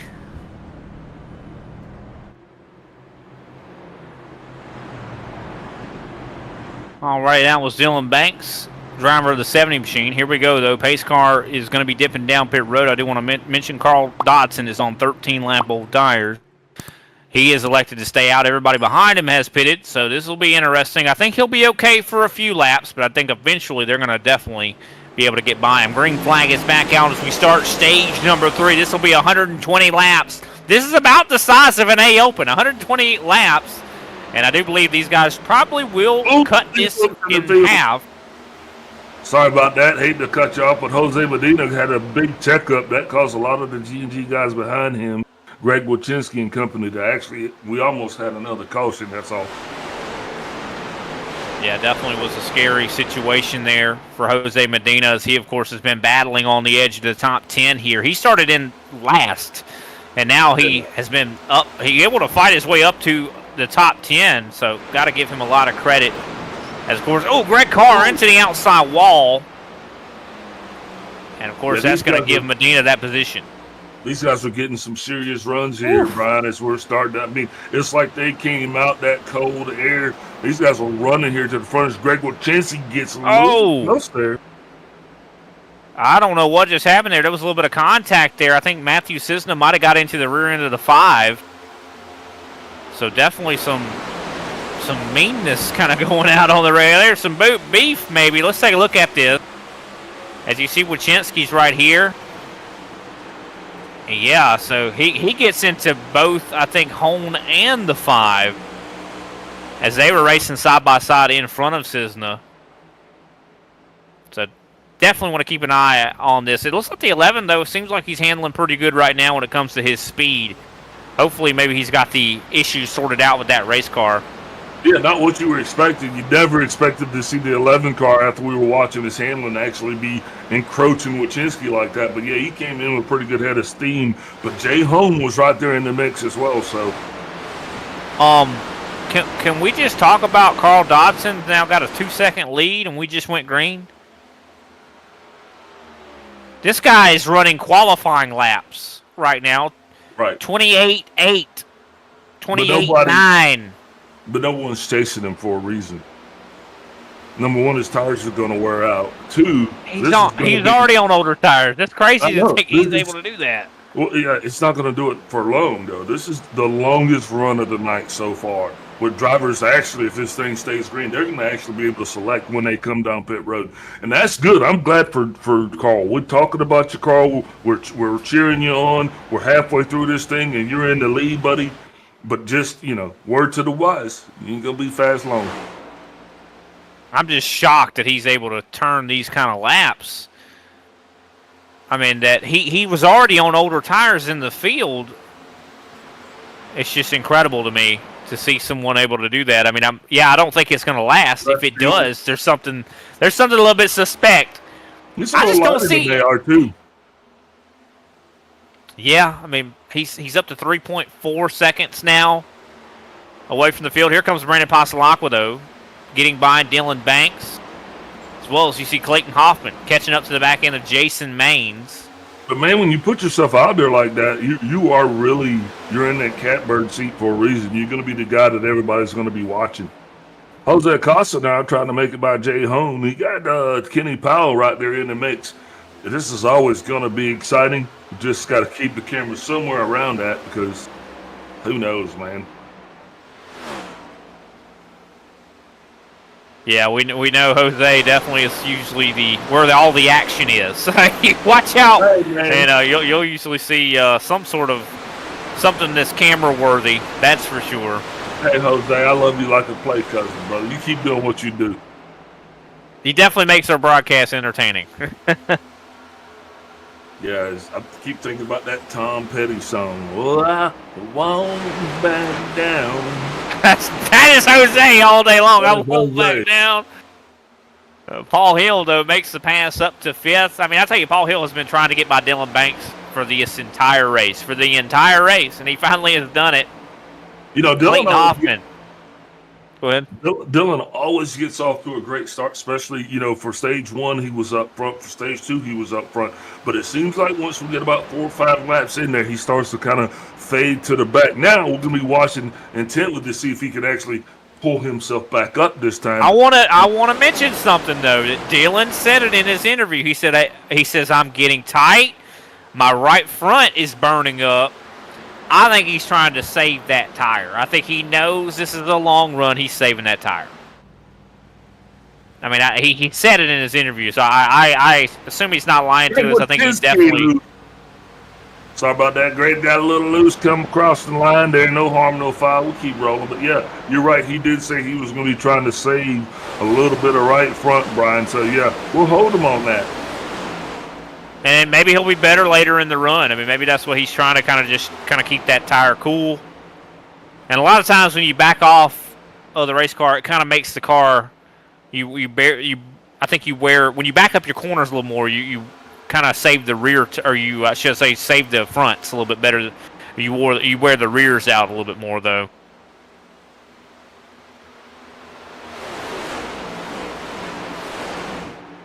Anybody still seeing it? I mean, Carl Dodson is now out to almost 5 seconds of a lead.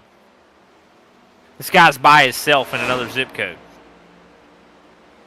How is he running these laps? I mean, now I will say the lap times have gotten closer to what Clayton's running. As here comes Brandon Pasalacqua. He's able to make the pass on Jason Maines. And as I said before, I think the race is going to be between Maines into the outside wall. I think the race for this win is going to be between Clayton Hoffman and Brandon Pasalacqua. I think they are the two best cars here tonight thus far, unless Abner shows up again. But Abner, with that call he made earlier, when he stayed out on those old tires, that really hurt his race quite a bit. Man, we got so many laps to go. Ain't no way we got a long race on this thing. We got a long way to go. You are 100% right about that. We still got over 100 laps to go. Yeah, this is definitely going to be the longest run of the night, and just interesting that some of these guys are actually going conservative early off, and some of these guys are just going full bore to the wall. So Kenny Powell's actually trying to get around the 11 of Matthew Cisna. In turn, that's actually going to cost Kenny a couple of spots. Now he was actually racing also with Kendall LeBron. Yeah, LeBron moves up to 16th. Yeah, but I think that was after, like you said, he was racing with Cisna. Yeah, something that happened up between him and Cisna, and it really cost Powell big. Yeah, a lot of these guys' races are probably not going exactly how they envisioned them. As here comes Randy Drumhiller, possibly trying to get to the inside. I mean, that's Darlington, man. Darlington is this place. I mean, it's just got so many snares, so many traps. I mean, this place is so difficult. I mean, every race I've done a few races this week, and I'll be honest, I've learned what not to do by just doing everything wrong. I'll take it probably because you can speed on pit road. Your race is, pretty much you're out of the race. Not out of the. You know what I mean? Like your chances of winning the race have gone down dramatically. You hit the wall out of 2. There goes. Randy Drumhiller is going to get into the wall, make contact. I do believe with Greg No McKenzie. caution. No caution. And this ain't over yet, though. I don't believe it. But let's take a look at the replay. See exactly what happened. I think it's Drumhiller catching up to the back of the 24. And okay, so I see exactly what happened. The 24 was running let's back it up a little bit, if we can't. Okay. So the 24 was running really low on the racetrack in 1 and 2. The 24, see, he kind of goes down way low, hits the apron. The apron sends him up the racetrack, makes him tight. He gets out of the gas to avoid hitting the wall. And unfortunately, there's a driver right behind him, and that driver is the 44 of Randy Mullins, as well as you see Greg Wychinski. I mean, if you lift on the exit of turn 2, there's going to be a driver that's not expecting you to lift, and you're going to probably end up getting your rear end hit. Yep, that's exactly what I think just happened. And, like you said, we saw this happen earlier. I'm not sure exactly. I think it was Kendall LeBron, where you just get sucked in and you have zero time to react, especially if you carry so much speed into the corners. Because even if you mash the brakes, you're probably not going to slow down. You're probably still going to go forward. Yeah, 100%. As Kenny is still trying to hold on to his positions here. I mean, he is just... Something's wrong with the car. I don't know. Maybe he hit the wall and we didn't see it. Either way, his car's not handling well. He definitely did hit the wall. It doesn't have any significant damage, but not all damage is major. Some of those minor dings, that car looks a little, worse for wear. To be honest, looks like it's just been in a lot of bad decisions and just, Well, the thing about this track. I mean, handling is everything. And you talked about minor damage. Well, I mean, minor damage can be a lot of times major at this racetrack. If you hit the wall hard enough and it changes the suspension, the toe, if it changes something like that the front tires, they're used to steer.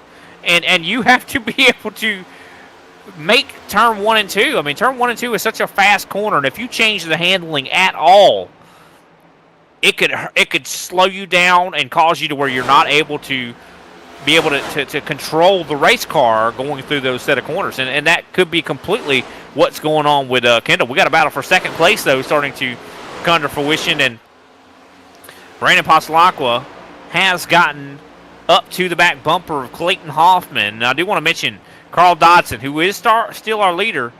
He has fallen off of cliff lap time wise. 30.3 last time by. No way. Are you serious? I just can't believe he was able to run those kind of fast laps though. With I'm still impressed. Color me impressed still. Well, color me quoted by saying you ain't gonna be fast long. Yeah, you were right. I know. I definitely agree. So this is the race for, I think, what effectively is going to be the lead. It is Clayton versus Brandon, and Brandon has proven that he is faster on the long run. It'll be for the lead, but right now these guys are showing every indication that they're going to keep this thing green, Brian, which means pitting at Darlington, no easy feat, and you probably don't even get that opportunity in the A Opens. Oh, you do. No, you do. Yeah, you do. I've done a couple green flag pit stops, and most of the times I've done them, it's gone wrong. Carl Dodson to pit road. Oh, that's a surprise. This is really interesting. But this is one of the most tricky pit roads in NASCAR. It is probably the trickiest pit road in NASCAR because in order to really be successful with this pit road, you have to almost start slowing down in turn 3. And you shoot down onto the apron. And it's so easy to speed here. Speed limit's 45, and you're going from 160, 170 down to 45. Dobson slightly overshoots the split box having to back up, but let's talk about Dobson for a minute. He selectively chose to put himself in his own pit sequence, pitting now, still not going to have enough to get through the end of this thing, praying for a caution. But man, that was just a colossal risk for very, very little reward. Well, I don't know. I mean, I think I might know what Carl's doing. Carl, at races past, or seasons past, years past, I've seen at this racetrack one thing that if you were to have a 120-lap race, which essentially is what this last stage was, or is a 120-lap race, you could possibly, there looks like some beating and banging going on between Cisna and Wachinski. But at seasons past, years past at this racetrack, you would be able to cut a 120-lap race into thirds. So run 40 laps, 40 laps, 40 laps. And you'd be faster than if you were to cut it into 2 stop, or a 60-lap run and then a 60-lap run, because the fall off at this track is so great. So maybe that's what Carl is thinking, that the fall off is going to be so bad for the leaders that if he maybe makes an extra pit stop, he'll make up because of the faster laps that he's going to be turning on the newer tires. It's a possibility. I've seen it before. I didn't say I was the smartest guy out here, Brian. I'm just here to call the race, and it's a lot different calling the race than a square dance. You know what I mean? The race is not going to come to you. So we're going to have to figure this out. But we'll be watching them to see, because that is an interesting strategy. And you're absolutely right. That's why I love strategies. It gives them a chance so you can actually see if you can make them work. It's worked. It's worked in the past, but the thing is the tire wear is not as good. It doesn't wear out as much as we see. Are we having some issues on the track? No. Jason Manning just had a lot of speed going into a turn. It's all good. Keep talking. It looks like Wachinski's got some front end damage. I'm seeing that as definitely a pretty caved in front end on that Camaro. And it looks like he's lost a bunch of spots. So we have a replay on the accident here. I think we do. Watching here, Greg Wachinski. Looks like he was running, I do believe, Matthew Cisna ahead of him, and Cisna gets loose off the corner. Oh, no. Once again, it's what we talk about. You have no way to control your car, nor the guy in front of you. It's just sometimes you're just along for the ride. Truly unfortunate, though, tournament events for Greg Wachinski. Yeah. That team was running pretty solid here tonight, but definitely we can tell that damage has got him all the way back now. It's unfortunate. I mean, Matthew has been having he's been on the struggle bus all night long. I mean, that car just does not want to behave on the longer runs, and unfortunately, it seems like everybody else is paying the price for it. Got another car into the wall. Yeah, I see that. It looks like some guys having some issues. I think that was Josh Schaffner, Paul Hill having some issues there. I think Paul Hill definitely struggling. Josh Schaffner, man, looks like he took a big old whacking. Nope, that was Paul Hill that took a big old whacking to the wall. We might have a little bit of some payback maybe here as Greg Wachinski is caught up to the back end of the 11. As you can tell, Cisna. You just need to get away from Cisna at this point. There's no reason to even try to pull this guy back. Yeah, no, I agree. I just get out of his way, or try to get past him as quick as I can, and treat him like he's got the plague. I mean, just because his car is, look at that. I mean, every single time he comes out of 2, he's getting loose to where he almost loses it. You want to take the hurricane evacuation route and get away from Hurricane Matthew. Yeah, look at that right there. Look at that. I mean, what is going on with that car? Something is, I don't know. He's been doing that all race, and that's just, it's been all race long. Something's been wrong with that car. So clearly, it's maybe something to do with the setup. Because I mean, it wasn't something that damage caused. He was having this problem in stage 1. Yeah, that dude's been struggling since he pulled it out here tonight. Yeah, and it's unfortunate. I mean, I know it's got to be. Oh, there goes Paul Hill to pit road. Yeah, I think he's probably. I don't know. I mean, I don't know. Maybe he's got some damage on that race car, so maybe he's just trying to get it fixed. Look at that. I mean, look at his left front, right front's pretty beat up. Definitely affected the way his car's handling. You'll see him hit the wall here. It was pretty dynamic. It looks like he's already got the damage right here, but I think he hits it again. We call those dent magnets. Once you wreck it once, it's just prone to just run into the wall. So maybe it happened a little bit later, or earlier, I should say. I think he's getting ready to hit it.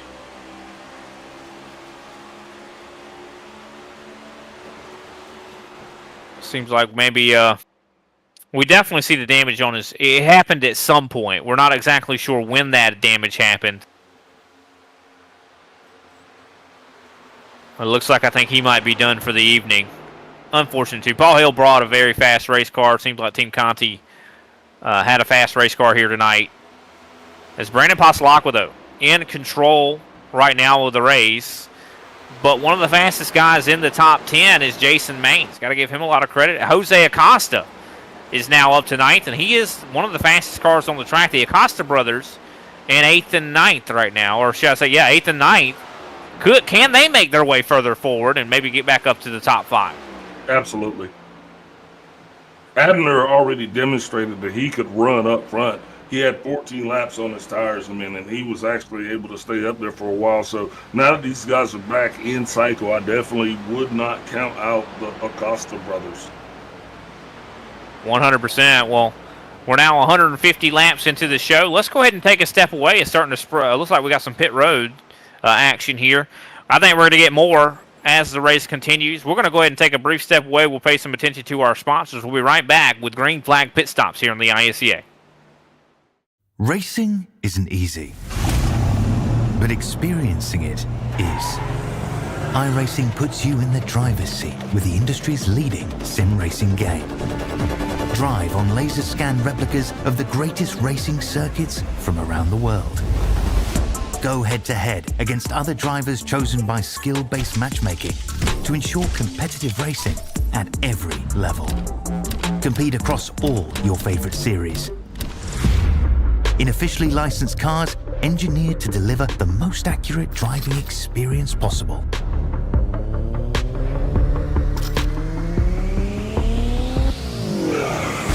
Join a race or host your own with players from across the globe. Race against the computer or in a league with friends. Feel the thrill behind the wheel. Visit iRacing.com.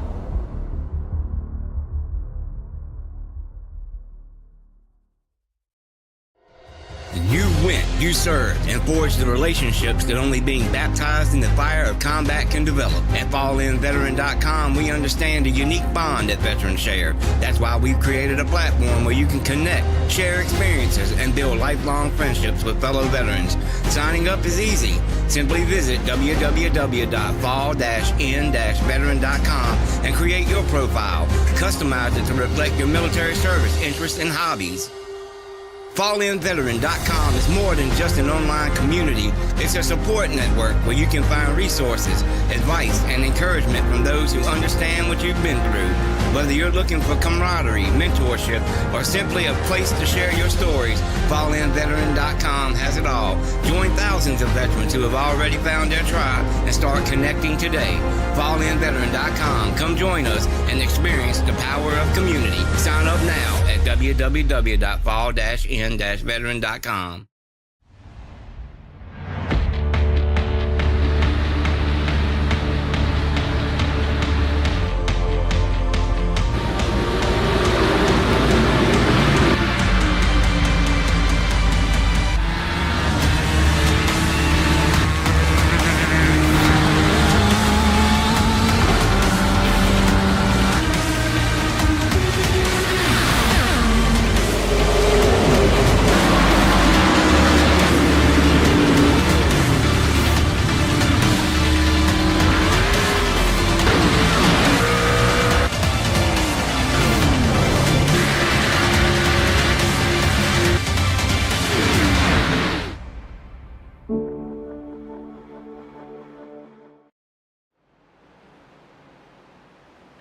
Welcome back, ladies and gentlemen, to the ISCA Super Cup Series as we are watching the Paradigm 313 here tonight at Darlington Raceway. Of course, the track too tough to tame, the Lady in Black. It is definitely proved to be one of the hardest courses on the NASCAR circuit, and I think we're seeing that here tonight, Big Al. I mean, these guys have been really going through the ringer. We've seen some drivers that have really been just having some tough times when it comes to the handling. But one driver that has been really the one that has surged to the front has been Brandon Pasalacqua. He right now is in front of Clayton Hoffman, but now he's catching one of the most dreaded things at this racetrack, and that is lap traffic. Yeah, I don't think it's going to be a factor too long, Brian, because I think what's getting ready to happen is I think we're getting ready to start experiencing green flag pit stops. We just had I think Jay Hone as well as Matthew Sisner were just on pit road. The 18 of Alexander Carr has already pitted. He's actually turning some pretty fast laps. Fastest lap on the racetrack right now. But these guys are definitely starting to run different strategies. You can see some guys are going to go for the longer run and maybe set it up into halves. It looks like some guys may be trying to set it up into thirds. Yeah, no, I think that's definitely a strategy that some drivers are going to start to, they're going to employ different strategies. Some guys are going to overcut, some guys are going to undercut for sure. Some guys are struggling a lot. I was saying Dylan Banks before I think our commercial break was in third. He's now fallen back to seventh. Looks like that car is starting to really run very badly as we're watching Alexander Carr, of course, try to cut through the field on the newer tires. And that's literally been the CD that team's been playing all night. They just hit the repeat on that track. They get fast for a little bit, then they fall way off. Like he even said when we interviewed him, Brian, that, that car just falls off. He's burning up the right front. Yeah.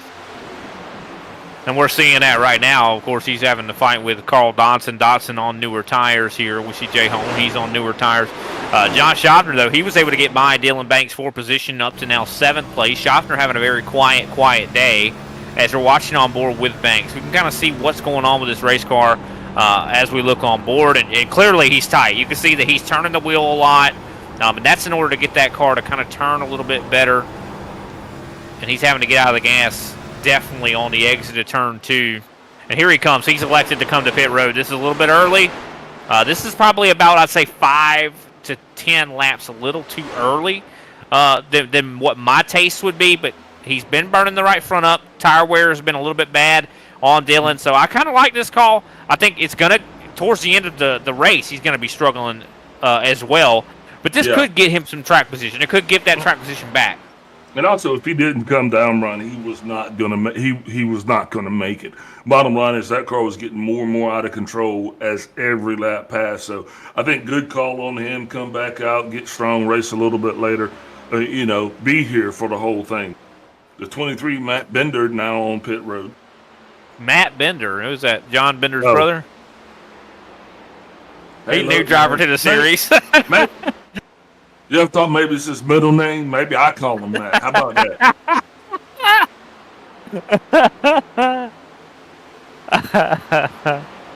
Oh, man. I'm sorry, ladies and gentlemen. I had to laugh at that. That was funny. Sorry, John Cisna. John Cisna? Oh, man. It gets better and better here. We're having a ball here at Darlington Raceway. Let us know in the chat. Give us a comment down below if you're having a ball watching the broadcast here tonight. Of course, the guys down here on the racetrack doing a fantastic job conquering or trying to conquer the trickiest track, I'd say, in NASCAR, Darlington Raceway, which was founded in 1950. And I got to be honest, this place has earned its reputation. And it's actually called the track that is too tough to tame. So, let's get it on. Let's do it. And we're starting to see that now. Making some moves. Next moves on Brian Johnson. Here comes the 19 to Jay Hone. He is going to do the same. He's on newer tires, of course, Hone. And you can just see how important those tires are. I mean, look at how easy for him to get by. Of course,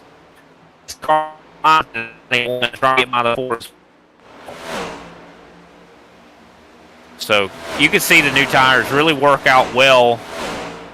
As I do believe we're at that point now, we're going to start to see a lot more drivers come to pit road here, probably in about 3 laps. Yeah, absolutely. I mean, 58, almost 60 laps on their tires. They're definitely starting to feel it a little bit. And that's plus they're split this thing directly in half. So if the drivers come down now, they have roughly the same amount of time to go. So they kind of know what they're going to get. And they might be even banking on a little bit of a late race caution. Yeah, no, I mean, it definitely could happen. It definitely could happen. Especially one thing about it is, these guys are on such old tires right now. They're having to really be very, very careful with the way they drive these race cars. But when they put the new tires on, the car handles completely different.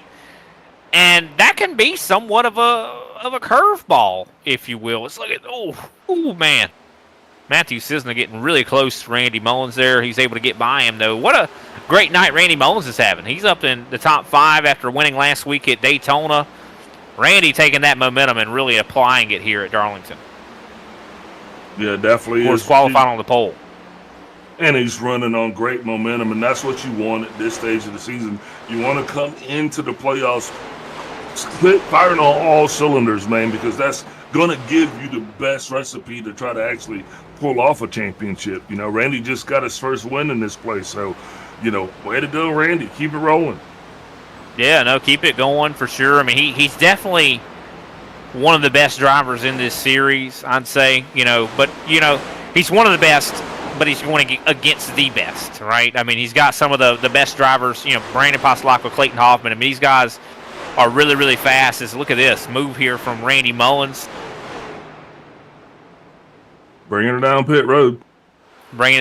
Now, this, I don't know how good of a stop this is going to be. Because we see, I got to say, I don't think Randy did what he should have did to get to pit road. Now, this is a tricky pit road. It's very hard to get down. But I think Randy took a little bit more of a conservative approach to pit road. Brandon Passalacqua to pit road. Well, he rolled right in on Schaffner. Schaffner had him by a couple car paces. So maybe that was a good pit stop then. Pretty good approach there. As far as he pulled a 4-wire. See, I don't know I guess I don't know the best way to pit around this place. I mean, this is a place that is very difficult to get down pit road. So I guess if you even make it to pit road without speeding, you did a good job. If you don't hit the barrels, you did a good job. Because I know a lot of drivers hit the barrels at this place. I've seen it I've been at races at this place for years, and almost every single race, you'll see it to where someone will spin out coming to pit road. Wow. Matthew Cessna just rolled by Clayton Hoffman there. It was almost just like, hey, what's up, buddy? I don't know how Clayton might have felt about that. Hopefully he was just looking forward and didn't see it, but it got a little close for me. Yeah, no, it was definitely close. As here comes Carl Dodson as well, trying to get by leader Clayton Hoffman. Dobson's going to be trying to get his lap back right now. That's what is going to be his primary focus. And Clayton, you can tell Clayton's struggling right now. Lap time-wise, Clayton is well off the pace. He doesn't seem like he's got the long run speed. Like Clayton, usually we feel like he's the one that nails long run speed, but I just don't feel like he's got it tonight. But what he does have, Brian, is the lead, and he's going to hold on to that. Yeah. I think he should be coming down pit road here pretty shortly, but he's just going to try to wing it as long as he can to try to keep his tires fresher longer, I guess you say. So you can go faster for you can go faster for what would seem to be a shorter distance. Does that make sense?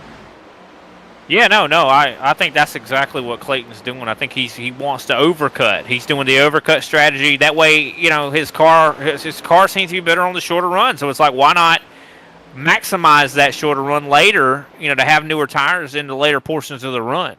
I think that's exactly what he's doing.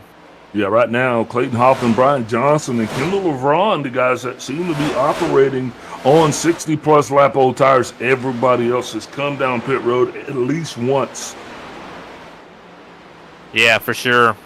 Now, you got Carl Dobson, who still has 38 laps on his tires, but it's going to be interesting to see what he does to actually stay competitive as well. And he's on an alternate strategy as well. So, I mean, he should be coming down pit road soon as well. 20. The next and maybe he'll take two tires. Maybe he'll do something weird. I don't know, Carl. I mean, because right now I don't know. His strategy is a little different, and it's hard to know if it'll work out. Yeah, it's extremely difficult because you don't have anyone to pace yourself off of. He took himself from out of the pack there for a while, and when you're out there just running cold laps like that, I mean, you really got to have somebody to pace you. Yeah, for sure. But he's just kind of rolling the dice and trying some sort of new, different strategy. And I respect it. I'm glad, sometimes you got to go against the grain. So I'm down for it. I'm all for going against the grain, trying something different. I mean, a lot of times, you see it in NASCAR throughout the years of NASCAR's history. Guys that tried things that were a little outside the grain, they won races, Big Al. I mean, you got to get creative because this is a game of inches, in tenths of seconds. So you got to do what you got to do in order to stay competitive. As the 18 gets up in front of the 42, almost a little bit of a ripple there with Jason Maines as he went by. But then I was watching the 42 as he came in. Remember the 18? He came in a long time ago. So he is definitely on a different pit strategy as well. Yeah, he's definitely struggling when it comes to lap times. Alexander Carr, 30.9 last time by. Leader pit road, Clayton Hoffman is now coming to pit road. Brian Johnson as well coming to pit road. Now, I think that leaves Kendall LeVron. If he decides to stay out, will Kendall come down? He's going to have to come down sooner or later. Here he comes, Kendall LeVron to pit road. So I think that's everybody. That's a huge delta if you were to stay out there right now at this point, just because you're not going to be able to get that time back. The longer you stay out and the longer these guys gain ground, it's just going to make it detrimental to any effort you have, barring a caution.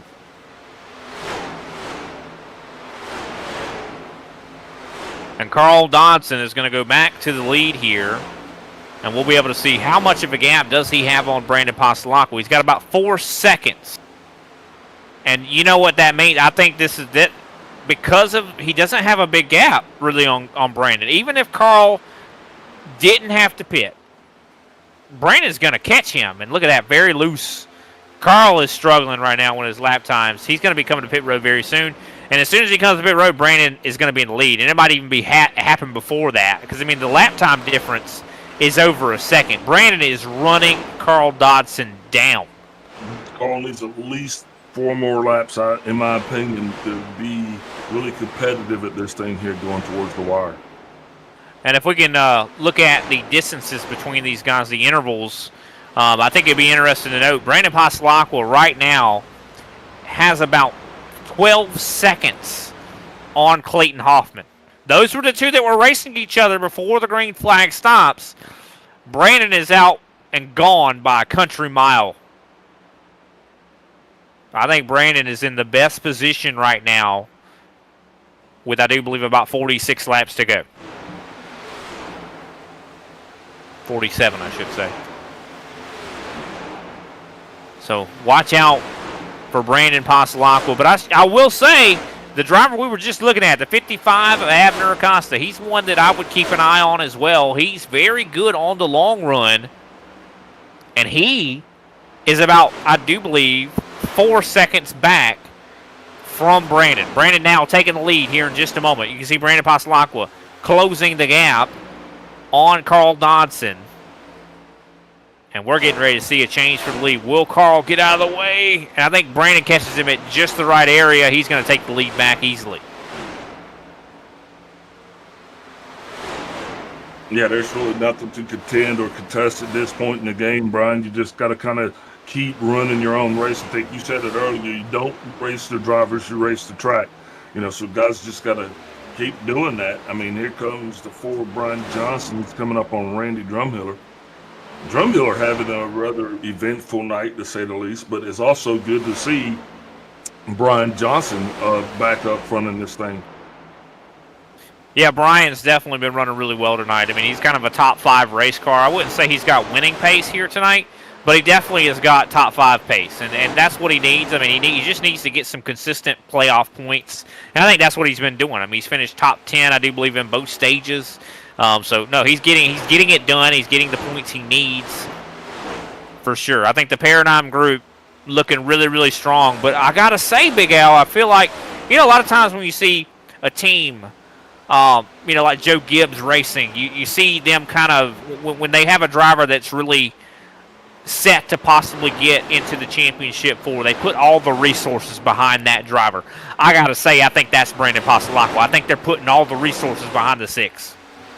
Yeah, and he's a great lead for that team. I mean, just in terms of his on-track performance, Brian, we could go on and just put volumes into the play deck just about Brandon Pasalacqua. So, he's a great kid, bright future, great addition to that team that they all kind of just started that team. This is their first season running together. I mean, and they really have come out. Isn't that incredible?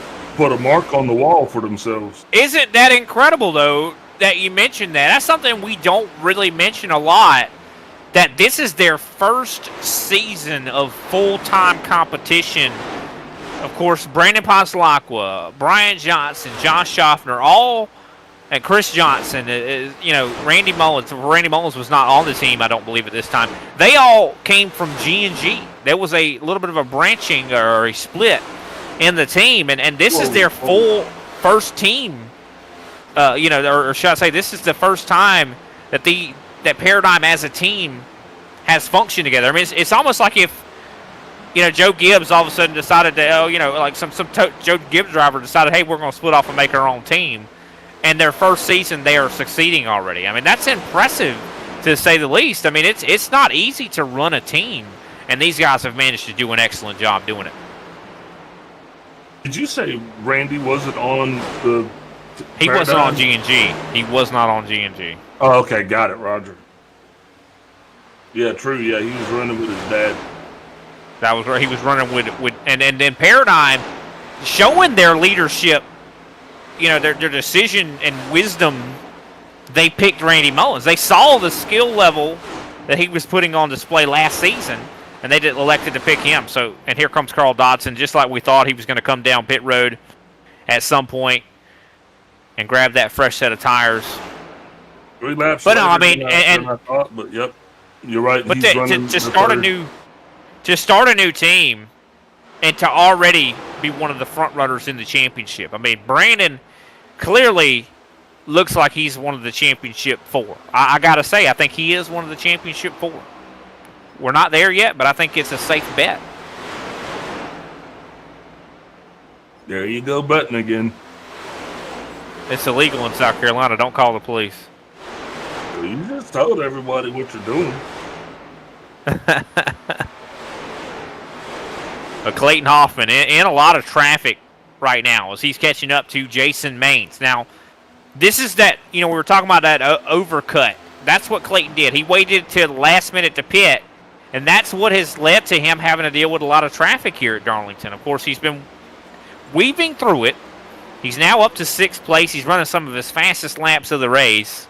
I mean, and you look at the difference of the lap times, and you think, they're only like maybe 6 laps different in tires. Just goes to show how dominant Clayton Hoffman can be out here, man. This dude, he's definitely got a couple feathers in his cap. Yeah, we got to keep in mind, we talk about championships. Clayton is a previous series champion. This guy is one of the best builders on the sim, as well as one of the best drivers. He is, in a lot of ways, I'd say he's an Alan Kawicki, he's just Mark Martin, like a guy that knows the ins and out of the race car, and you don't see that a lot nowadays. I'm going to ask you, because we've got some time. Those are 2 very odd guys to use as even a luck story, you know what I mean? Like Mark Martin, I'm just saying that knowing how to work on their own cars is what I'm talking about. Oh yeah, okay, yeah, I got you. Yeah, he's like Clayton builds his own race cars. He builds his own setups. While and I'll say a lot of the drivers that we're seeing in this series right now, they don't really build their own setups. They usually, most of the time, they work or they drive for a setup shop. Clayton does drive for a setup shop, but he's the builder for that setup shop, Yeah.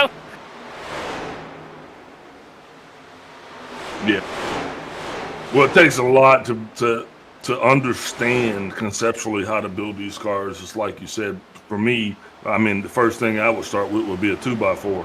That goes to show you how I build setups. So Clayton definitely understands the inner workings of this a lot better than most. Now I'll tell you what, he's getting ready to understand the inner workings of the wall here in a second if he isn't careful around John Schaffner, because Schaffner seems to be a little bit off the pace compared to Clayton, and Clayton got very close to the rear end of Schaffner in 1 and 2. So he's got to be really. Josh has made his way up to the top 5, but he has not been operating in the top 10 all night. And you got to think or wonder just a little bit if some of his strategy might, be to hold Clayton up so that the 6 may advance a little easier through his quest. That's an interesting point. Could it be? It definitely is a possibility. And Brandon's dealing with lap traffic right now. There's a lot of stuff that could go wrong here for the 6. As Clayton, of course, is really running on the back of this 50 machine, and I'll tell you, I wouldn't want to have the 92 behind me. I'll tell you that. If I had Clayton Hoffman behind me, I'd be like, "Oh, hey, Clayton, I don't want to be in your way." Because Clayton is such a good driver, and I don't think he would wreck you on purpose. But I'll tell you, I think he would get impatient. I think that eventually he would possibly put the bumper to Josh.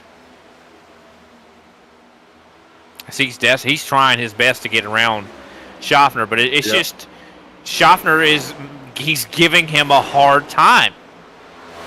And unfortunately for Clayton, this is going to negate any tire advantage that he would have had, because being back there, not being able to run your lines, you're causing those tires to just kind of wear out a little bit faster, and that is going to have a little impact here as we get closer and closer to the end of this thing.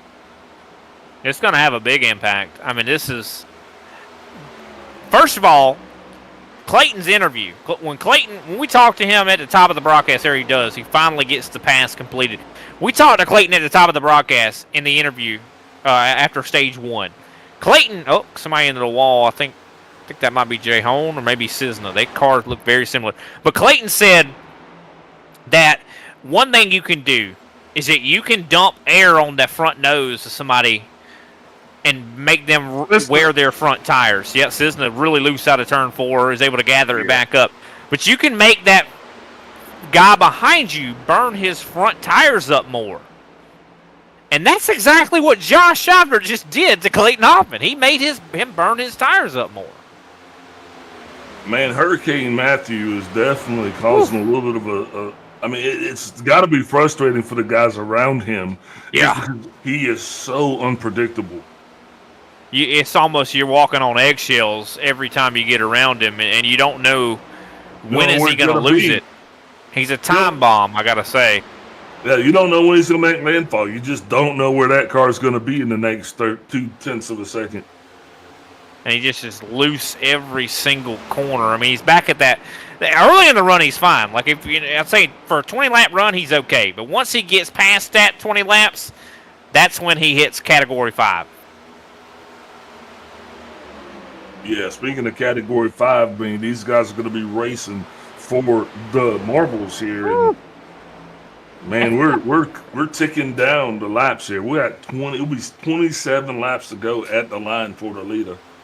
And you know what's crazy? Oh, yellow flag is out. I hope it wasn't Cisna.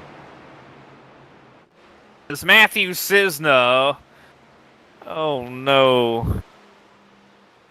That's so unfortunate because that right there is going to kind of... It changes the entire race. Yeah, it actually blows the race for me, to be honest. I don't even want to watch anymore. No, I'm just kidding. But yeah, now pit road. What happened here? Really you just get loose? I didn't. Let's see here. He's been loose the whole night. He just got loose. Yeah, he just got loose. He's been loose for 75% of the time he's been in that seat tonight.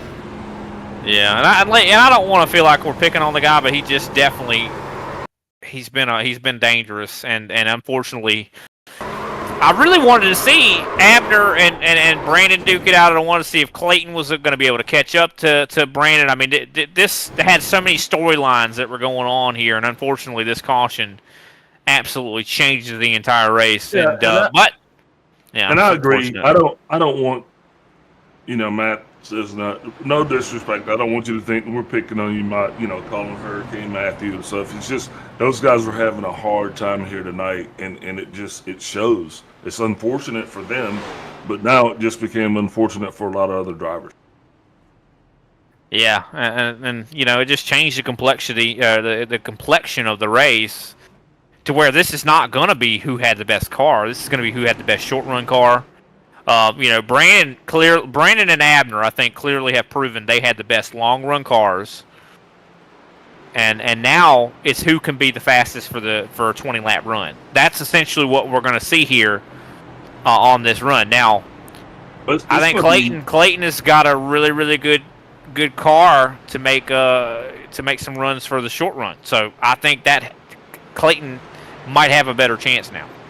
It's going to be even more sporty than that because now you do have the short run, so guys are going to treat it just like that. You're not racing to the end of the stage, you're racing for the end of the race.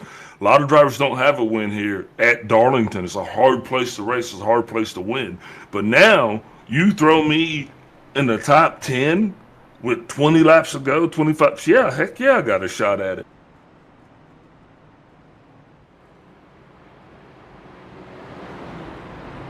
I think now is a good time. We'll take a brief step away. We'll come right back with the conclusion here, this 20-lap shootout here on the ISCA.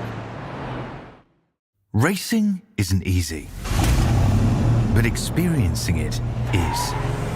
iRacing puts you in the driver's seat with the industry's leading sim racing game. Drive on laser scan replicas of the greatest racing circuits from around the world.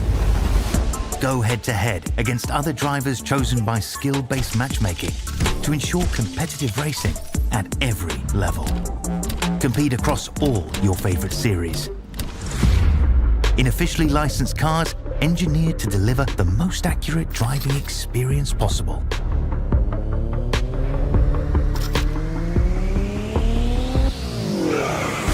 Join a race or host your own with players from across the globe. Race against the computer or in a league with friends. Feel the thrill behind the wheel. Visit iRacing.com.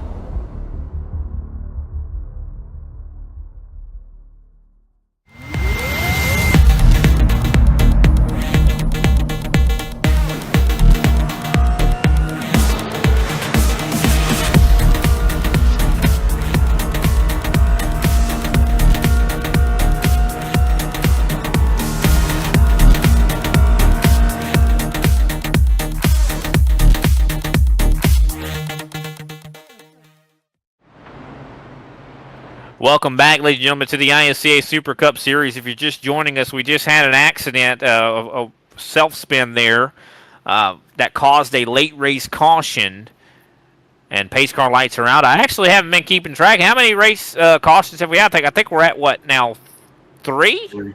That's the third. We're at number 3 right now.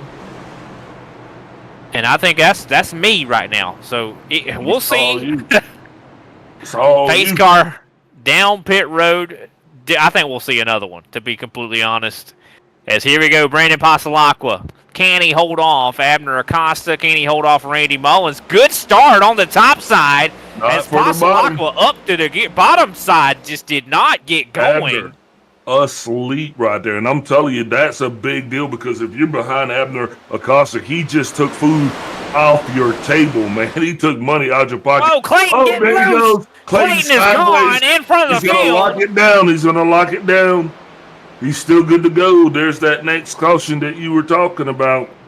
Now Clayton's probably going to have to make a decision, because those tires are going to be pretty flat spotted after that spin. And we see Clayton Hoffman. What exactly happened here? Contact with Jose Acosta.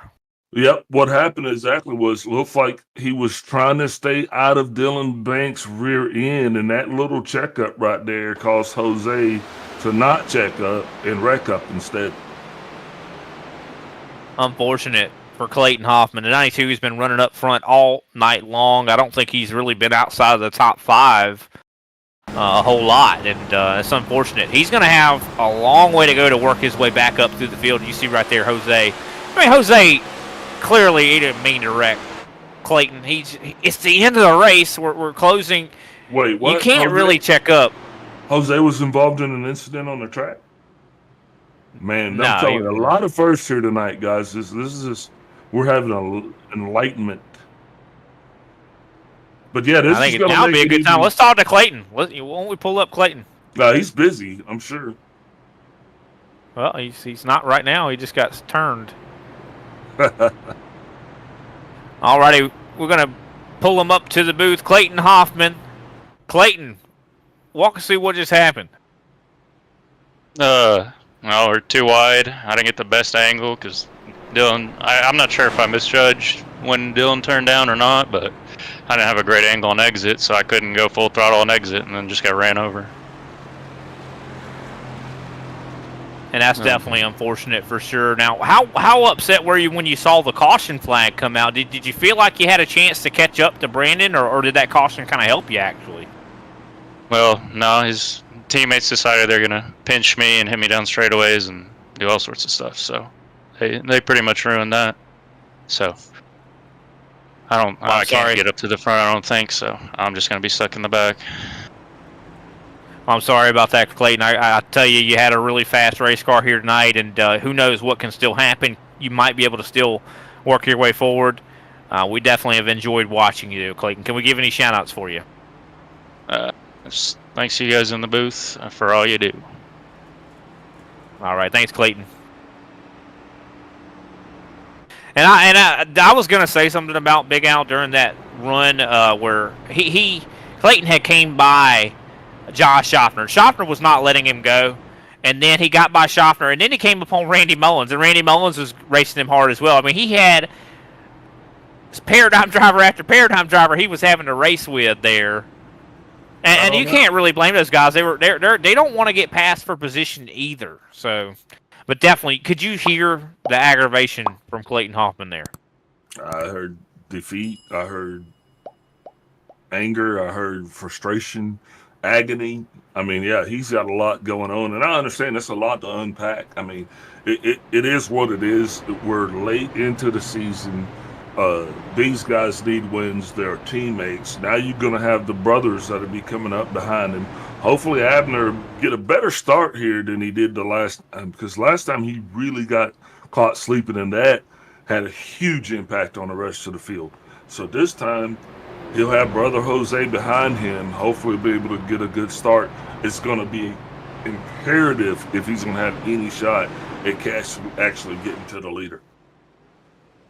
And I got to say, another driver that we really got to keep an eye on. Randy Mullins was the fastest in the short run, I do believe, in practice. I saw in practice he was one of the guys that was able to hit some of the fastest laps, short run, hot lapping, right?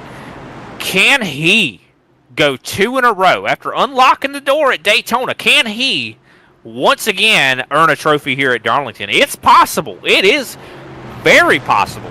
Well, he's in a great position, though, to start off with. And the fact that this is such good camaraderie amongst the Paradigm team, I think that's another thing. They can't get too caught up in the moment, because you don't want to put yourself in a situation that instead of actually having 2 cars on the podium or 3 cars, that you actually take 2 or 3 cars out of the race. Yeah, I mean, and the thing is, the closer we get to the end of this race, the less these guys are going to give and take. I think even the Paradigm drivers are going to start racing each other. We're getting pretty close to the end of this race.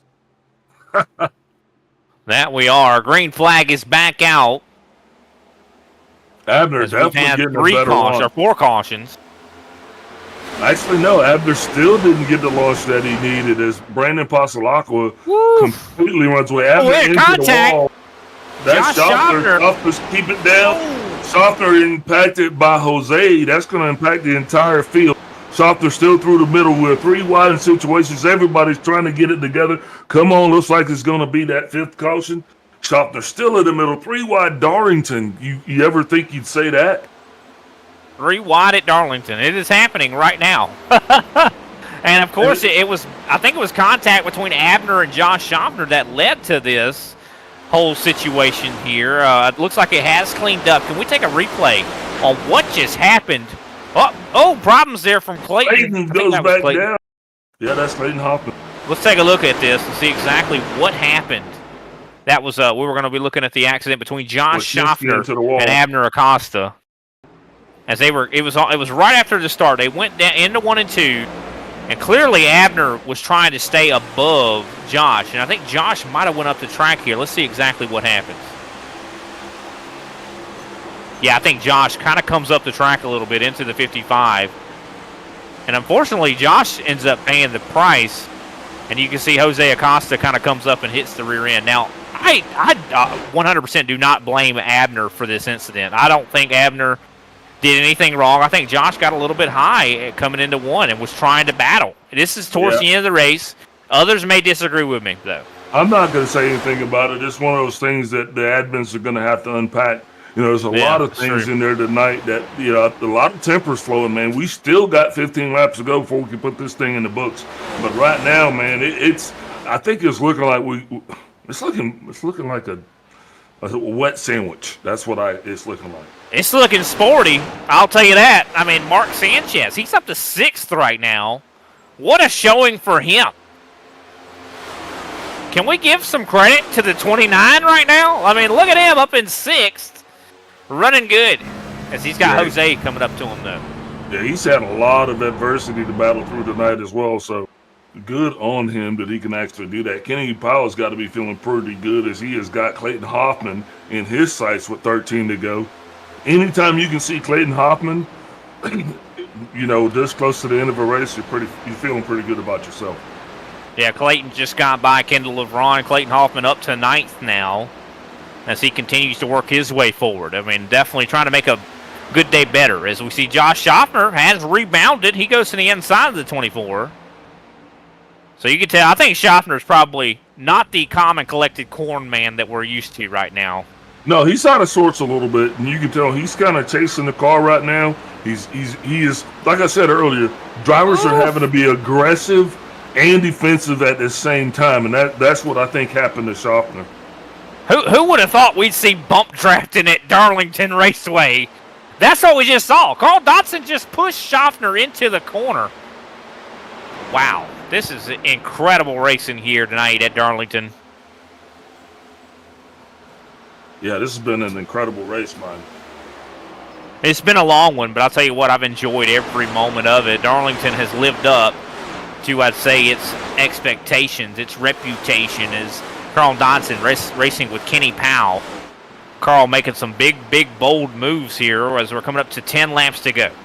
and if I was starting to fall back, and just that for everybody tuning in, thank you for tuning into the ISCA for this race, because this definitely was a big ticket race, and it did not disappoint. The last race of the regular season was just as exciting as the first race, and you gotta love that.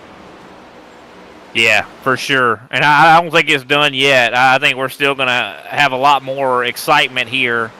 I think this last 9 or so laps is going to probably feel like a whole race full of drama. I got a feeling. I mean, you can see that there's drivers that are just desperate to make moves. I mean, I'm seeing Right Dylan now- Banks. Banks is right on the keister of the 55. Right now, Josh Hoffner also is banging doors with Kendall LeBron. So we got a lot of things going on here that we're watching to try to unpack as these guys are going to be racing. Literally for the last points, the last laps of the season. So for some guys, this is their last chance of contention, Brian, till next year. Yeah, this is their last chance to earn points to be able to go possibly playoff racing. You can definitely see the desperation. I just think as well, guys want to get a good finish here at Darlington. I mean, this is a crown jewel race. You know, the Southern 500. Of course, this is the Paradigm 313. But still, the track is Mountain Dew one of the 500. toughest tracks. It's The one of the Southern toughest 500. tracks.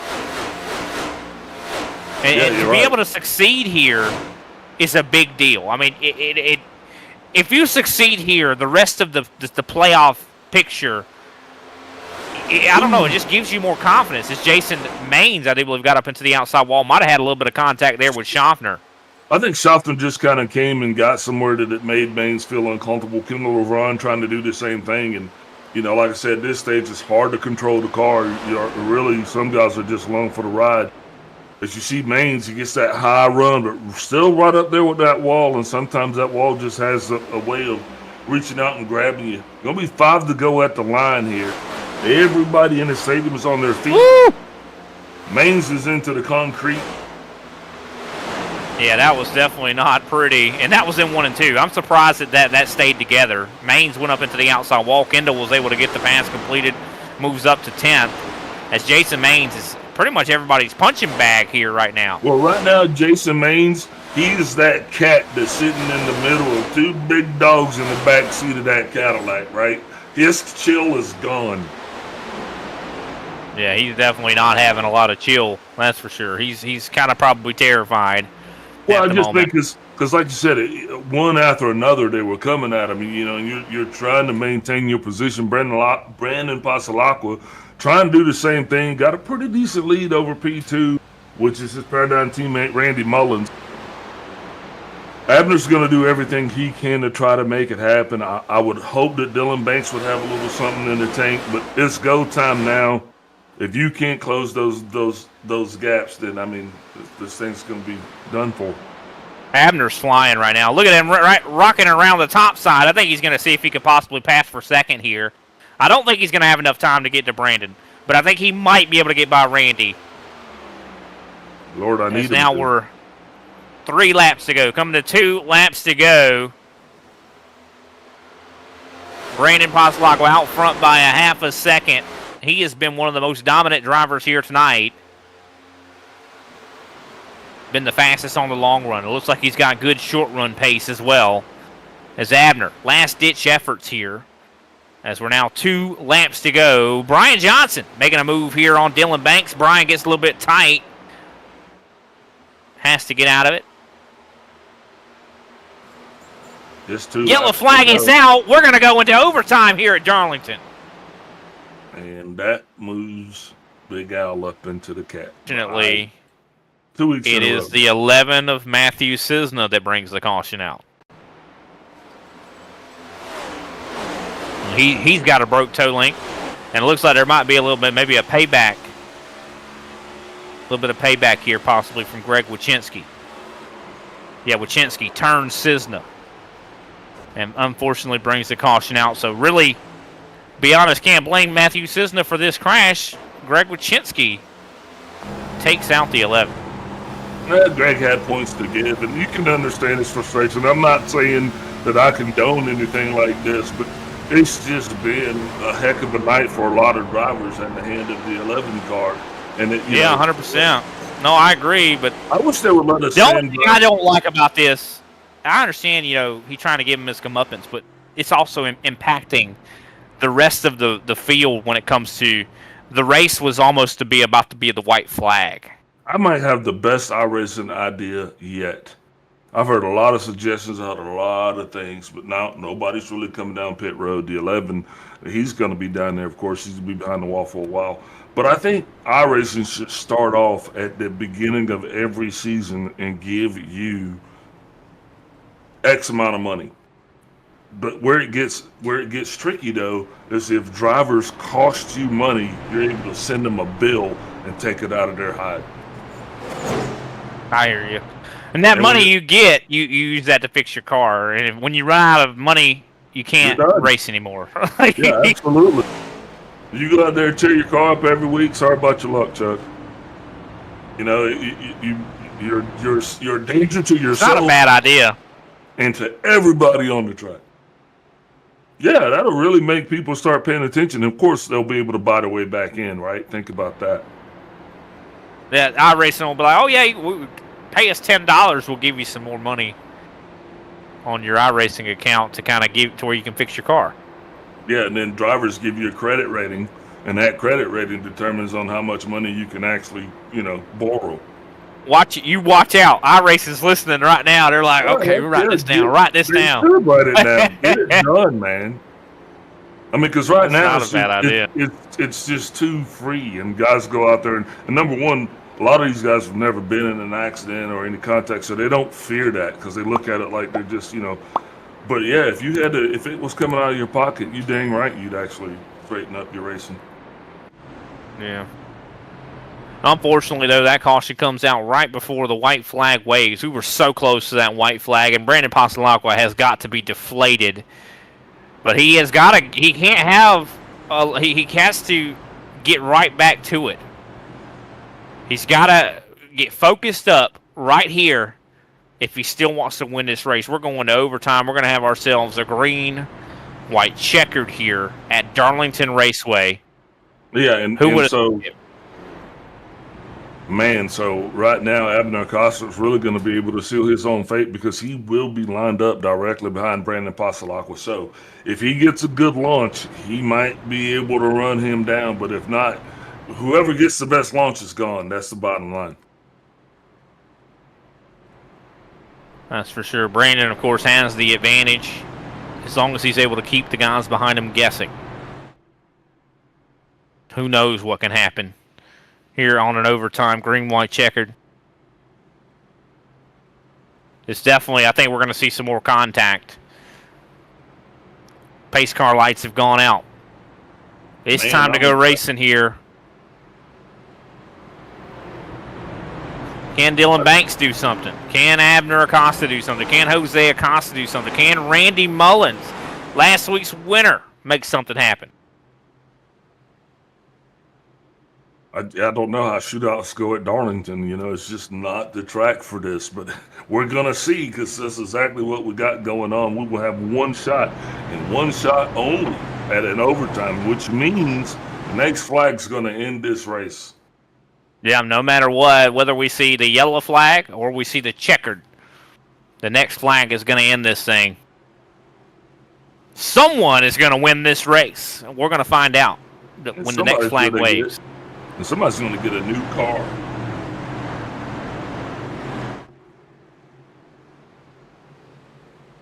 But here we go. Pace car down pit road. Brandon Passalacqua has the race in hand. Can he seal the deal as we get ready to enter the Geico restart zone? And the green flag is back out.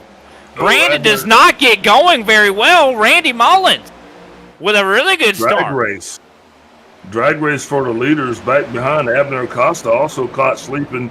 Now he's going to find himself dealing with Mr. Mullins.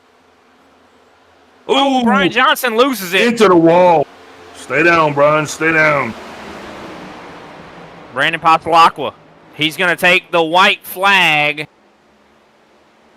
as we see a drag race for third place going on. Dylan Banks and Abner Acosta. They're wrecking. Look, we got one car down. It's coming back up. White flag is still out. And let's watch this race for the lead. Brandon Pasalacqua. He's going to go through 1 and 2. The battle for third is still very, very heavy right now. Jose Acosta coming up behind those two. But Brandon Pasalacqua, he is not going to be denied. Jose actually gave brother Abner a little bit of a bump there.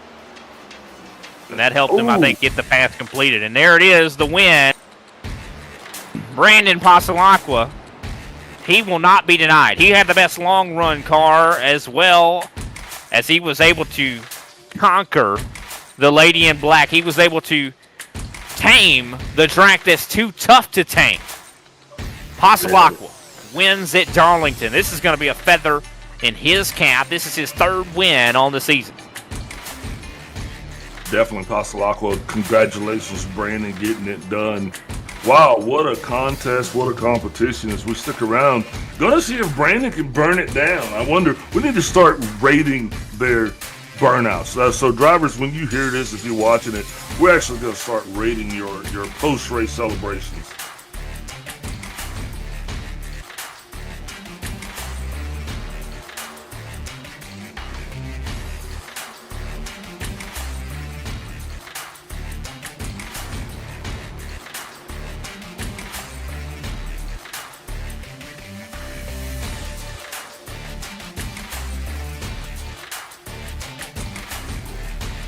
You could tell he's just super happy about this win, and he should be. I mean, this is a monumental accomplishment for Brandon. I mean, this is one of the toughest tracks that there is in NASCAR, and to get a victory here, I think cements you as the best in this series. I think that Brandon is clearly, he's arrived in a lot of ways. But you know what? I'm just, where are his teammates at? I figured his paradigm. They would be burning it down with him, you would think. Yeah, that's a big accomplishment, big race. Let's run through the rundown, right? Yeah, let's go down through the running order here. Brandon Pasalacqua, your winner here at Darlington. Randy Mullins, following up his win last week, he finishes second. That's a really good thing for him as well. Abner Acosta finishes third. Dylan Banks in fourth. Jose Acosta fifth. Clayton Hoffman sixth. John Schaffner seventh. Mark Sanchez eighth. Kendall Levron ninth. Kenny Powell in 10th. 11th, Greg Carr. 12th, Jose Medina. He started in last, so that's a good day for him. Jay Hone in 13th. Yeah, Brian Johnson's going to be in 14th with Greg Wachinski 15th. Jason Maines comes home in 16th. Good job, Jason. Randy Belkin 17th. Alexander Carr 18th. Randy Drumhiller 19th. Carl Dobson is going to be in 20th. 21st is going to be John Bender. Matthew Cisna 22nd. Paul Hill 23rd. Tim Wortman Jr. 24th. Nick King 25th. Paul Osen 26th, and Derek Jacobs rounds out this 27-car field. With the lineup called and the race in the books, we're going to take a brief step away, and we'll be back with our post-race coverage.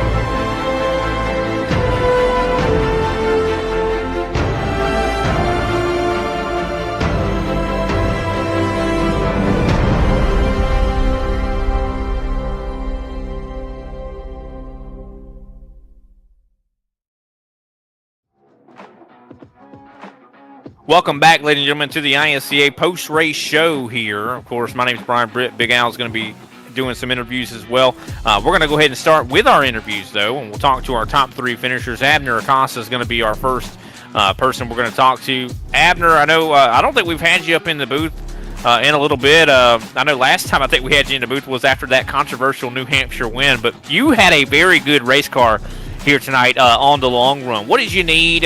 Were you upset that those cautions came out and kind of interrupted that long run speed?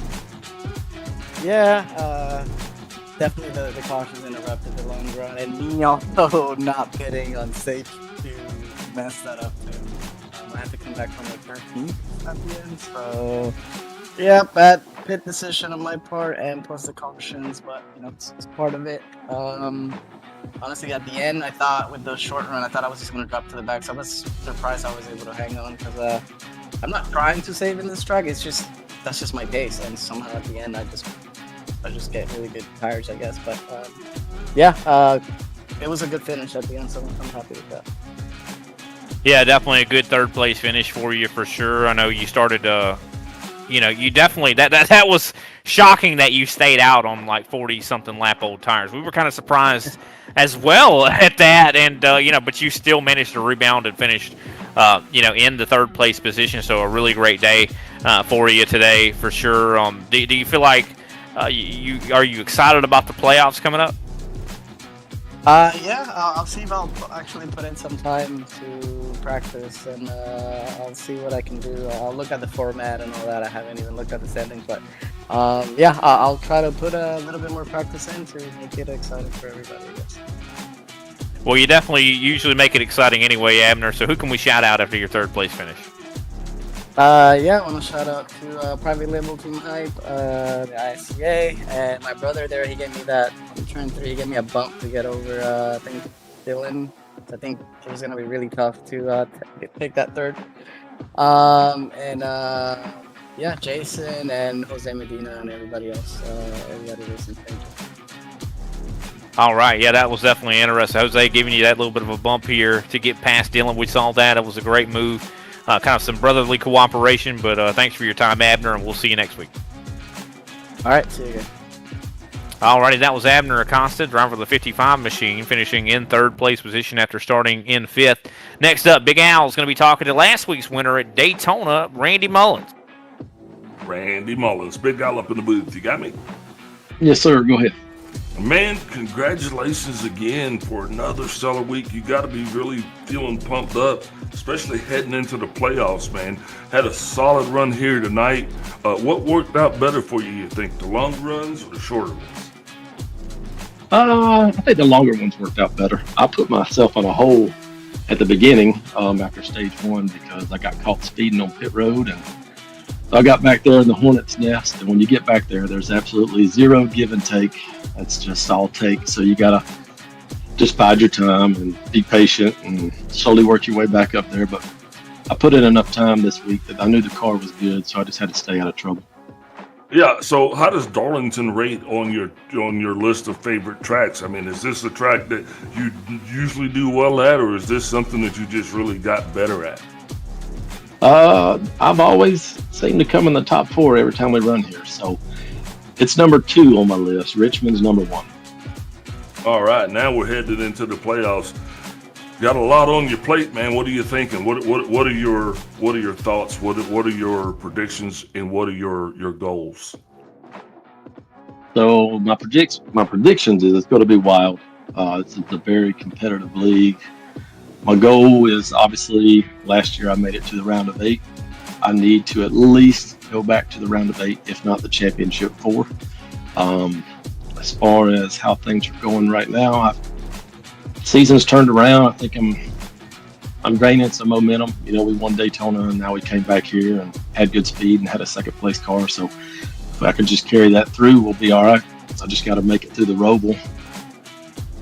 The Roval at Charlotte. Now, are road courses, are those your strong suits, or is this something that you think you're gonna kind of have to really practice for?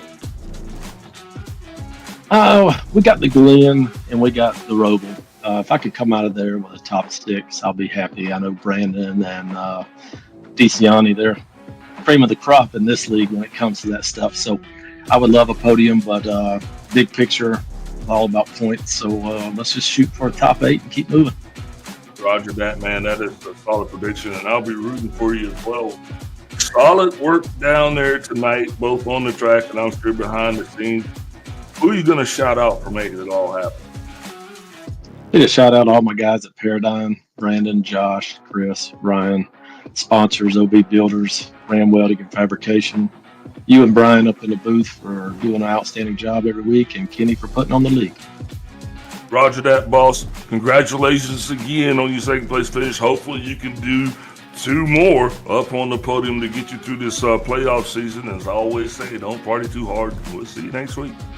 All right, buddy, and congrats to my boy Brandon. Alrighty, that was Randy Mullins, driver of the 54 machine. Definitely a really good job for him tonight. Backing up that win last week at Darlington, the trickiest track. I'd say the track too tough to tame, so really shows that he has definitely got a really good handle on this next-gen car, and it's got a lot of momentum going into the playoffs. Definitely excited to see what that looks like for him. Next up, we're going to talk to Brandon Pasalacqua. Pasalacqua, you were my pick to win this race tonight, and you did not disappoint me. I thought, I was like, this is a track where it requires someone to be consistent, and that you are Mr. Consistency. Your points, I mean, you are the most consistent driver in this series. Did you feel confident coming into Darlington? No, I think my teammates are getting sick of me because there's a few tracks on the circuit that I feel like I just don't understand very well, and Richmond was one of them, and I had a really good car there, and then I was freaking out coming into Darlington again here. If it wasn't for Josh, Brian, and Randy, I would have been out to lunch, and luckily just this afternoon I was able to find, based off Randy's feedback, I was able to find a pace and a lap time to aim for, and that's what I just stuck to during the race, and luckily it paid off. So huge shout out to the guys at Paradigm for helping me out. It definitely didn't seem like you had the short run pace. It seemed like, of course, towards the end of the race, you kind of had to have that, and I think you did good towards the. But I mean, through the long run periods, it seemed like you were one of the best cars on the long run. I mean, Clayton would kind of get away from you. He'd get a second lead, and you would just track him back down on the long run. Was that kind of the goal, to kind of set your own pace, race the track, and not race him? Yeah, that's the way I've been racing all year. And every time we practice as a team during the week, I tell the guys, set your pace, run your pace wherever's comfortable. And there'll be nights where your pace is correct and and gets you the win, and there's other nights where you're off a little bit. So I just hate a car that's terrible at handling after 25 laps. You see a lot of the cars out there tonight are slapping the wall on exit of 2 and 4 and sliding and stuff, and it's just not fun to drive the car like that. So I'd rather just take care of my stuff and see where the everything plays out at the end of the run. I gotta ask, what was the feelings, the thoughts that were coming into your mind whenever you saw that caution come out with 2 laps to go? I knew it was coming out. Once we got to like third, well, not but I had a feeling that there's no way it's going to be this easy. With about 30 laps to go, I was starting to think about it in the back of my head, and then we got to 2 laps to go. I'm like, all right, maybe we're going to pull this off as a group here with a long run at the end. Sure enough, coming off 2 on with 2 to go, there was the caution. So I thought I was in trouble. Like Abner said, I didn't start off fast all night, and Randy's a rocket ship always, no matter where we go for 25. Luckily he took care of me, and Josh was with us. Brian pulled up in the top 5, so all those factors led to me being able to keep the lead. It's just great teamwork.